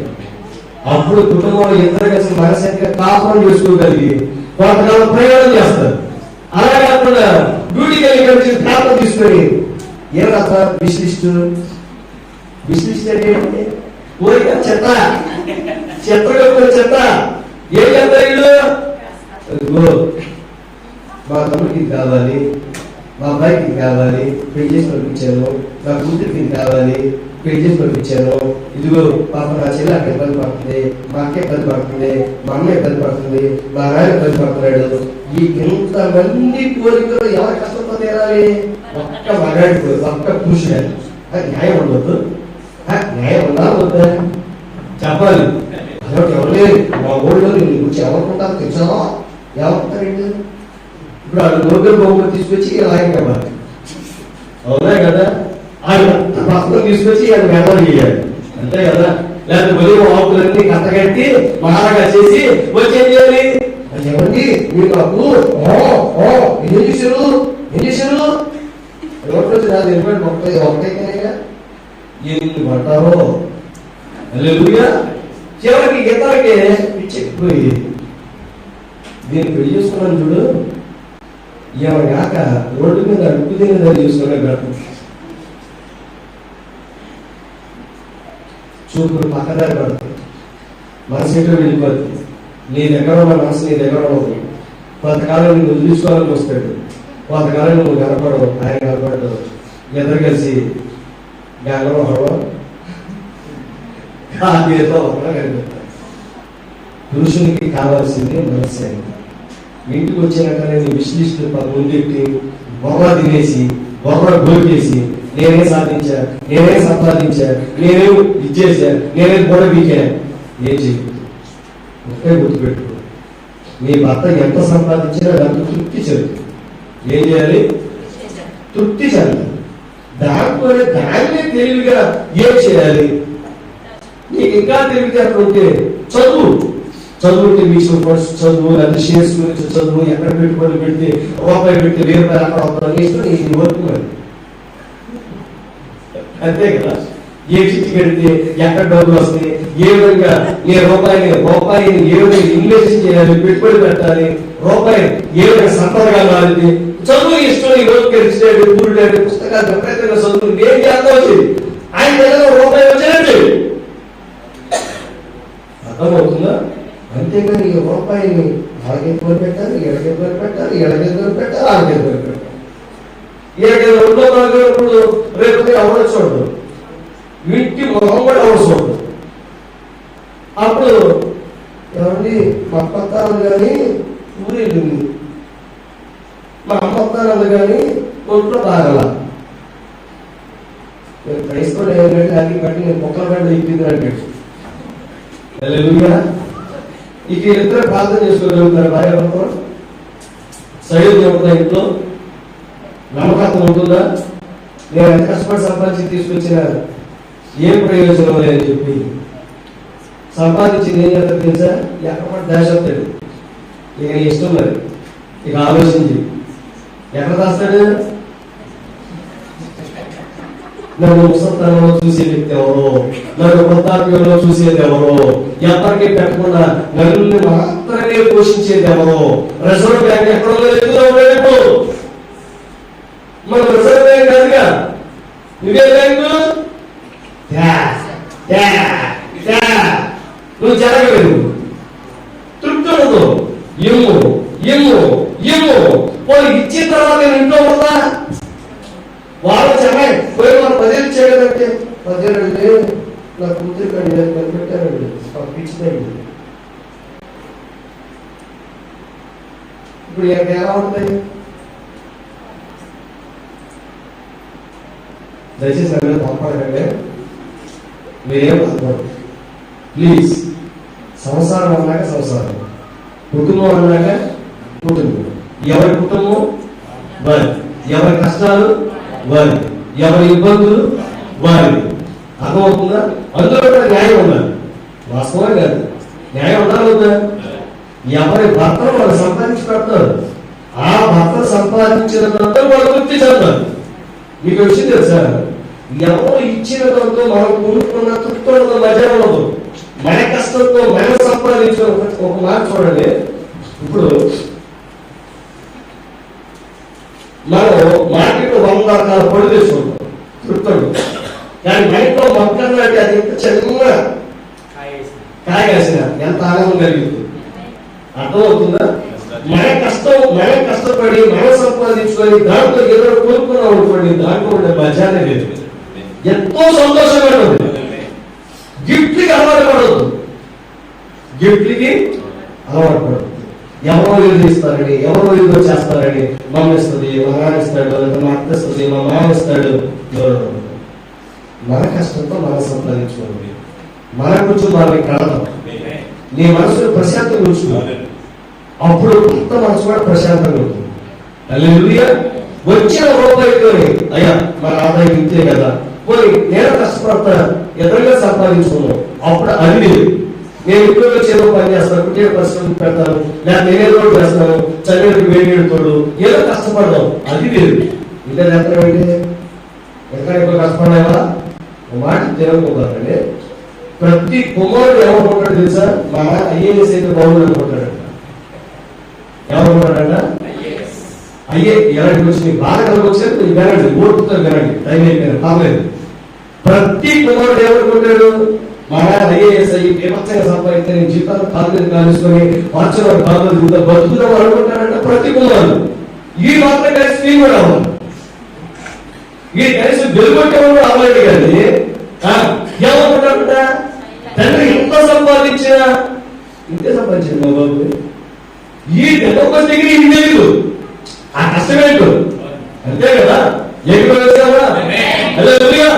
ఇది వాక్యం అనుకో మాట్లాడి వాక్యమే. బైబిల్ ప్రతిదీ చెప్పబడింది. కొన్ని సందర్భాల్లో మనకి ఆర్థిక పరమైన పాఠాలు తెలియకపోతే ఎంత అసలు ప్రార్థన చేయడానికి అవకాశం ఉండదు, కుటుంబాల మనిషి ఉండదు, జీవితాల్లో నెమ్మది ఉండదు, భార్య భర్తలకు ఇయ్యాలి ఉండలేక కూర్చొని కట్టి నీకు కడతా పాడ అంటాడు. నీకు పదవి ఎక్కడ ఏమైంది మన బాక్స్ కదా, ఆ బాక్స్ కూడా అడిగే నీకు కడతా పాడ అంటున్నా. నువ్వు నేను చేసావా? ఈ ఇద్దరు కుటుంబం ఉంటాడు. పిల్లలు చూసి ఎందుకు పుట్టావు ఇప్పుడు బాగుంది, ఇంకెక్కడ పుట్టితే బాగుంది అది డిసైడ్ చేసే దేవుడు. ఎవరికి ఆ ఛాన్స్ ఇవ్వాలి. ఏ కుటుంబంలో పుట్టాలో, ఎక్కడ పుట్టాలో, ఏ ఊర్లో పుట్టాలో, ఏ టైంలో పుట్టాలో, ఏ పేరు పెట్టుకోవాలో ఏది ఛాన్స్ ఎవరికి దేవుడు ఇవ్వాలి. ఇచ్చారా? పేరు పెట్టుకునే ఛాన్స్ ఇచ్చాడు. కానీ ప్రతి ఎన్ని ఎప్పుడు చనిపోవాలి, ఎన్ని దేవుడి చేతిలో పెట్టుకున్నాడు. అవునా కదా? హల్లెలూయా. కానీ దేవుడి చేతిలో లేకపోతే మనం ఎప్పుడో తెచ్చుకోవాలి. భర్త భార్య బట్టి, భార్యలో భర్తలో బట్టి నేను చచ్చిపోయేవాడు తానే పెట్టేవాడు. కానీ తాళం చెవి ఎవరి దగ్గర ఉంది? గుర్తుపెట్టుకో, తాళం చెవి దేవుడి దగ్గర ఉంది. లేకపోతే అందరూ పోయి తెచ్చే తాళం చెవి మన దగ్గర ఉంటే ఈ పనికి అందరూ ఎక్కడో కట్టదాకే మెగబెట్టి ఆవులు కూడా మెగ తప్పదంగా వెళ్ళి అదే మన వచ్చే మౌలు వచ్చేవా, మన భవిష్యత్తు, మన కోపాలు, మన దేవుడు రక్షించుకున్నాడు కాబట్టి ఎంత ఒదిగి ఎంత అమాయకంగా బతికేస్తాం. కానీ దాన్ని మన విశ్వస్వరూపాలు చూస్తే యేసుప్రభువే కూడా అయిపోతుంది. హల్లెలూయా. అవునా కదా? మరి అన్నయ్యకి ఇలా ఇవ్వదా కానీ చెప్పు టైం. హల్లెలూయా. అదే అక్కడ చూస్తున్నారు. కానీ మన చెప్పాలి, కుటుంబాలను కట్టుకోవాలి, కుటుంబాలని మన వ్యవస్థను మారుతాం. అర్థమవుతుందా? మన మనసును మార్చుకుందాం. వాక్య ప్రకారంగా మీరు గమనించాలి. మనం అనుకున్నది జరగాలని ఎప్పుడూ అనుకోవద్దు. పట్టుబడి పొందాలి జీవితంలో. అసలు మనం ఎందుకు వివాహ వ్యవస్థలోకి వచ్చాం అని అర్థం చేసుకోవాలి. ఒక స్త్రీ గాని ఒక పురుషుడి గాని వివాహ వ్యవస్థలోకి ఎందుకు వచ్చాం, ఆ బంధంలోకి ఎందుకు ప్రవేశించాం, ఏమి సాధించాలని ప్రవేశించాం, దాని గురించి ఆలోచించేది. ఎవరిని ఉద్ధరించడానికి రాలా. మరే వీరసింగ పొంతులు కాదు, అతను ఝాన్సీ లక్ష్మీబాయి కాదు. ఎవరిని ఉద్ధరించడానికో ఎవరినో పైకి లేవనెత్తడానికో మన వ్యవహార వ్యవస్థలోకి రాలా. మనం ఉద్ధరించుకోవడానికి, మనల్ని పోషించుకోవడానికి, మనల్ని సంరక్షించుకోవడానికి, మన బ్రతుకులను మనం కట్టుకోవడానికి మన వ్యవహార వ్యవస్థలోకి వచ్చాం. ఆమె స్వార్థం అండి, అంతా మీ స్వార్థపరులండి. ముందే చెప్పారు, ఎవరికి కష్టం వస్తే, ఇబ్బంది వస్తే సహాయం చేయండి. వాళ్ళ పోషకులు మీరు కాదు, వాళ్ళ సంరక్షకులు మీరు కాదు. ఎవరికంటూ వారికి కుటుంబాలు ఉన్నాయి. చెప్పాలా కదా? ఆ కుటుంబాలు నువ్వు జోక్యం చేసుకోవద్దు. ఆమె పెరిగి ఆమె ఏముంచాలి? నమ్మకలేదు ఏముంది? అతని లాభప్రాప్తికి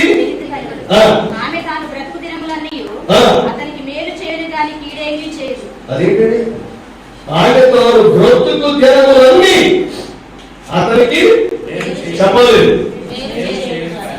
ఏం లేదు, ఖచ్చితంగా కష్టపడకూడదు మీరా? అది కాదు. భర్త తన రక్తాన్ని చెమటగా మార్చి కష్టపడి సంపాదించిన రూపాయిని నీవు సరైన రీతిలో ఖర్చు పెట్టడమే మేలు చేయడం. అవి చెప్పట్లేదు. సిస్టర్స్ చేయొద్దు, ఆమె చెప్పలే చెప్పగలరు మీకు. ఎంత వ్యవసాయం బాధ్యత కానీ అని చెప్పాలి. చెప్పాలి. చేయొద్దు. ఆమేన్. మేము మేలు చేసేవారమే కానీ కీడు చేసేవారం కాదు. భర్తకు తెలియకుండా ఒక్క రూపాయి కూడా ఎవరికి ఇయ్యము, చీటీలు ఇయ్యము. వీడు భర్తకు తెలియకుండా ఎవరికి తెలియదు చీటీలు వేస్తారు, ఆ చీటీ ఎత్తుకోవాలి. చీటీ పోయి ఆ గాలి ఏమండి శ్రీవారు ఎవరికోబట్టి మీకు ఇష్టమైనటువంటి చేపల కూరండి అని తలకాయ మాసం పెడితే తలకాయ తింటారు. చీటీ వేశారు, 5 లక్షల రూపాయలు చీటీ. 5 లక్షలుగా కట్టి బాగుండదు అక్కడ అమ్మాయి అప్పుడు పక్కన కాదు, అప్పుడే పాడేసింది. ఎప్పుడు పాడేసింది? ఎవరు పాడేశారు? వాళ్ళు ఎప్పుడు చీటి ఉంటుందిలే, ఫస్ట్ అదే చెప్పుకుంటారు, కల్లా కొడతాక అది కాదు. 5 లక్షలు చివరి వరకు కట్టే, 24 నెలలు కట్టే, 24 నెలలు కట్టావా వచ్చాది అయిపోయాడు. ఇది 23వ నెల కట్టించుకున్నా కనపట్ల. ఇప్పుడు మనకి రవి హాస్పిటల్ తీసుకెళ్ళాను, ఎందుకని అవునా కదా? ఇప్పుడు ఇన్ని లక్షలు ఒక్కటే మనం క్రైస్తవులుగా మనం ఒకటి నేర్చుకోవాలి, భర్తకు చెప్పకుండా ఏది చెయ్యకూడదు అనేది. అవునా? భార్యకి తెలిస్తే భర్త నష్టపోడుగా, ముందే చదివితే వాళ్ళ కళ్ళు చూస్తారుగా, రాయ్ అలా కూడా మర్చిపోయలేదు, చనిపోయి అయ్యాక అని చెప్తాడుగా, బయటగా మనిషిగా నువ్వు ఇంటికి గడపదాన్ని ఎక్కువగా నీకేం తెలుసు? నీ పక్కింటి అమ్మ చెప్పింది పిన్ని అదే నమ్మకస్తురాలు, మా అన్నే దేవుడిని నమ్ముకుంది తెలుసా అలా సర్పం చెప్పినట్టు అమ్మతో. నువ్వేం చెప్తావు? మీ ఆయన తీసుకొచ్చి డిగ్రీలో వేసి బట్టి తీసుకెళ్ళి సీట్లు కాదు, ఆ సర్టిఫికేట్ వెళ్ళిపోయి ఊటీల్లో ఆ కాపం పడతా ఉన్నాడు. నేను విశాఖకి ఆలోచిస్తాను, నేను కొనలేడు, నేను తింటలేడు, నేను ఏం అనలేడు, నేను కొనదామంటే భాస్కర్ వారు గుర్తొచ్చి దెయ్యం పట్టుబడి కొడతాడంట.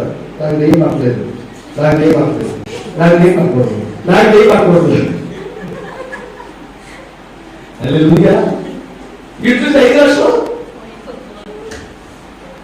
ఇంట్లో ఏ ఆర్థిక పరమైన కార్యం ప్రారంభించేటప్పుడైనా భార్య భర్తలు ఇద్దరు కూర్చొని ఏం చేయాలి? మాట్లాడుకోండి. భర్త ఏ రూపాయలు తీసుకొచ్చినా ఇంట్లో కూర్చొని ఏం చేయాలి? ఇప్పుడు అక్కాయి మళ్ళా చేసింది, అక్కాయి మళ్ళా చేసింది, అక్కాయి మళ్ళా ఈ కాదు. కష్టపడి ఎంత రూపాయలు ఇచ్చేది, ఏం చేద్దాం, ఎలా కష్టపడదాం, మరి ఇది అవసరం, పేపర్ తీసుకోండి, రాసుకోండి. చెప్పేవాళ్ళే ఈ అవసరంలో దీనికి ఇది బట్టి లాభాలు, ఇది బట్టి నష్టాలు, లాభాలు ఎక్కువ నష్టాలు ఎక్కువ, ఏది బాగుంది, ఇది ఇప్పుడు అవసరమైన లేకపోతే ఇంకోటి పెడితే ఎలా ఉంది చర్చించుకోండి. తప్పేవాళ్ళ భార్యతో మాట్లాడుకోవాలి. ప్రతి రోజు ఇంట్లో కూర్చొని వాళ్ళు తెలియదు అన్నప్పుడు గొడవకూడదు, మాట్లాడుకోవాలి. మాట్లాడుకున్నప్పుడే అనేక సమస్యలు పరిష్కారం. అవునా? మనసు విప్పి మాట్లాడుకోవాలి. భర్త అన్ని భార్యకి చెప్పాలి, భార్య అన్ని భర్తకి చెప్పాలి. ఇద్దరు కూర్చొని మాట్లాడుకుంటున్నప్పుడే వాళ్ళ భర్త బరువుకత్వం. అంతేకాని అనబెట్టాయి 3 కోట్లు ఎడతారు, 3 ఎడతారు తెలియదు. ఆయన సాంబార్ కొత్త పప్పు ఎడతా తెలియదు, ఆమె చెప్పు పోరు షాటింగ్ వచ్చేసా వచ్చిందా ఏం చేస్తావా ఎవరంటే శని ఇప్పుడే రేపటికి వచ్చింది. ఇంత బలవంతా కష్టపడి ఇంటికి అయితే మాట్లాడి దిక్కోడు. ఏదో ప్రార్థన చేసుకున్నాడు, ప్రార్థన చేసుకుందా ఎదగేసి ప్రార్థన చేసుకుందా ఎదగేసి ప్రార్థన చేసుకుంటారు. ఆ తర్వాత మళ్ళీ ఆ తర్వాత అసలు ఎవరు పోయాడు, ఎవరు వాట్సాప్ వాళ్ళు, ఎవరు ఫేస్బుక్ వాళ్ళు. హల్లెలూయా. అవునా కదా? ఇప్పుడు 50 సంవత్సరాలు సాగలేదు. కాబట్టి ఇంట్లో అడుగు పెట్టడం అనేసి ఎవరి ఫోన్ అది బంద్ చేయాలి. చర్చిలోకి అడుగు పెట్టడంతోనే మనం మంచోళ్ళం కాబట్టి మన ఫోన్ ఏం చేస్తాం, బంద్ చేస్తాం. స్విచ్ ఆఫ్ చేస్తాం. వైబ్రేషన్ లో పెట్టకండి. వైబ్రేషన్ లో పెడితే అది మిమ్మల్ని వైబ్రేట్ చేస్తా ఉంది. ఎవరో ఫోన్ చేసేది ఇంకా ఉడిపోతుంది, కప్పం అవుతుంది. ఇప్పుడు ఏ కప్పం, నీ కప్పం అవుతుంది, ఇప్పుడు భూమి కప్పం అవుతుంది. ఇదేమో నిస్సాగా ఉంది. ఫోన్ చేసాడు, పక్కన ఫోన్ చేసింది, తాగేసి వచ్చారో లేదు, పాలన ఫోన్ చేశారో లేదు, లేకపోతే ఫ్రీ కట్టేసి వచ్చారో లేదు, ఇంటి అమ్మాయి ఫోన్ చేసింది. ఫోన్ పెడితే బయటకు వెళ్ళగానే అది ఎంత పట్టాలి. నేను జోక్ కోసం చెప్పట్లా, చాలా జాగ్రత్తగా ఉండాలి. సంఘ క్రమాన్ని నేర్చుకోవాలి. భార్యాభర్తలు ఇద్దరు ఇంట్లో ఉన్నంతసేపు వాళ్ళిద్దరు చెత్తగా బ్రతకాలి. ఒకే మనసులో ఉండాలి. ఇద్దరు మాట్లాడుకోవాలి, ప్రేమను పంచుకోవాలి, కష్ట సుఖాలు పంచుకోవాలి. భర్త మాటలు ఆలోచించాలి, ఆలోచన చేయాలి. భార్య మాటలు చెయ్యి పెట్టాలి. భార్య ఎందుకు చెప్తుందో అర్థం చేసుకోవాలి. హల్లెలూయా. ఇద్దరు కలిసి వాక్యం ముందుకు రావాలి. ఏ సమస్య ఎక్కడే రావాలి, వాక్యం ముందుకే రావాలి. వాక్యం ముందుకు రాకుండా నేను పెట్టిన తాగలికి 3 కాలాలు ఈ తల్లి వదిలిపెట్టమ్మా, 4 కాలు కనపడతానంటే వదిలిపెట్టదుగా. నేను స్త్రీ ద్వేషం అంతకన్నా కాదు, గుర్తుపెట్టుకోండి. ప్రపంచం స్త్రీ దేశించేవాడు ఉంటాడు. అర్థమైందా?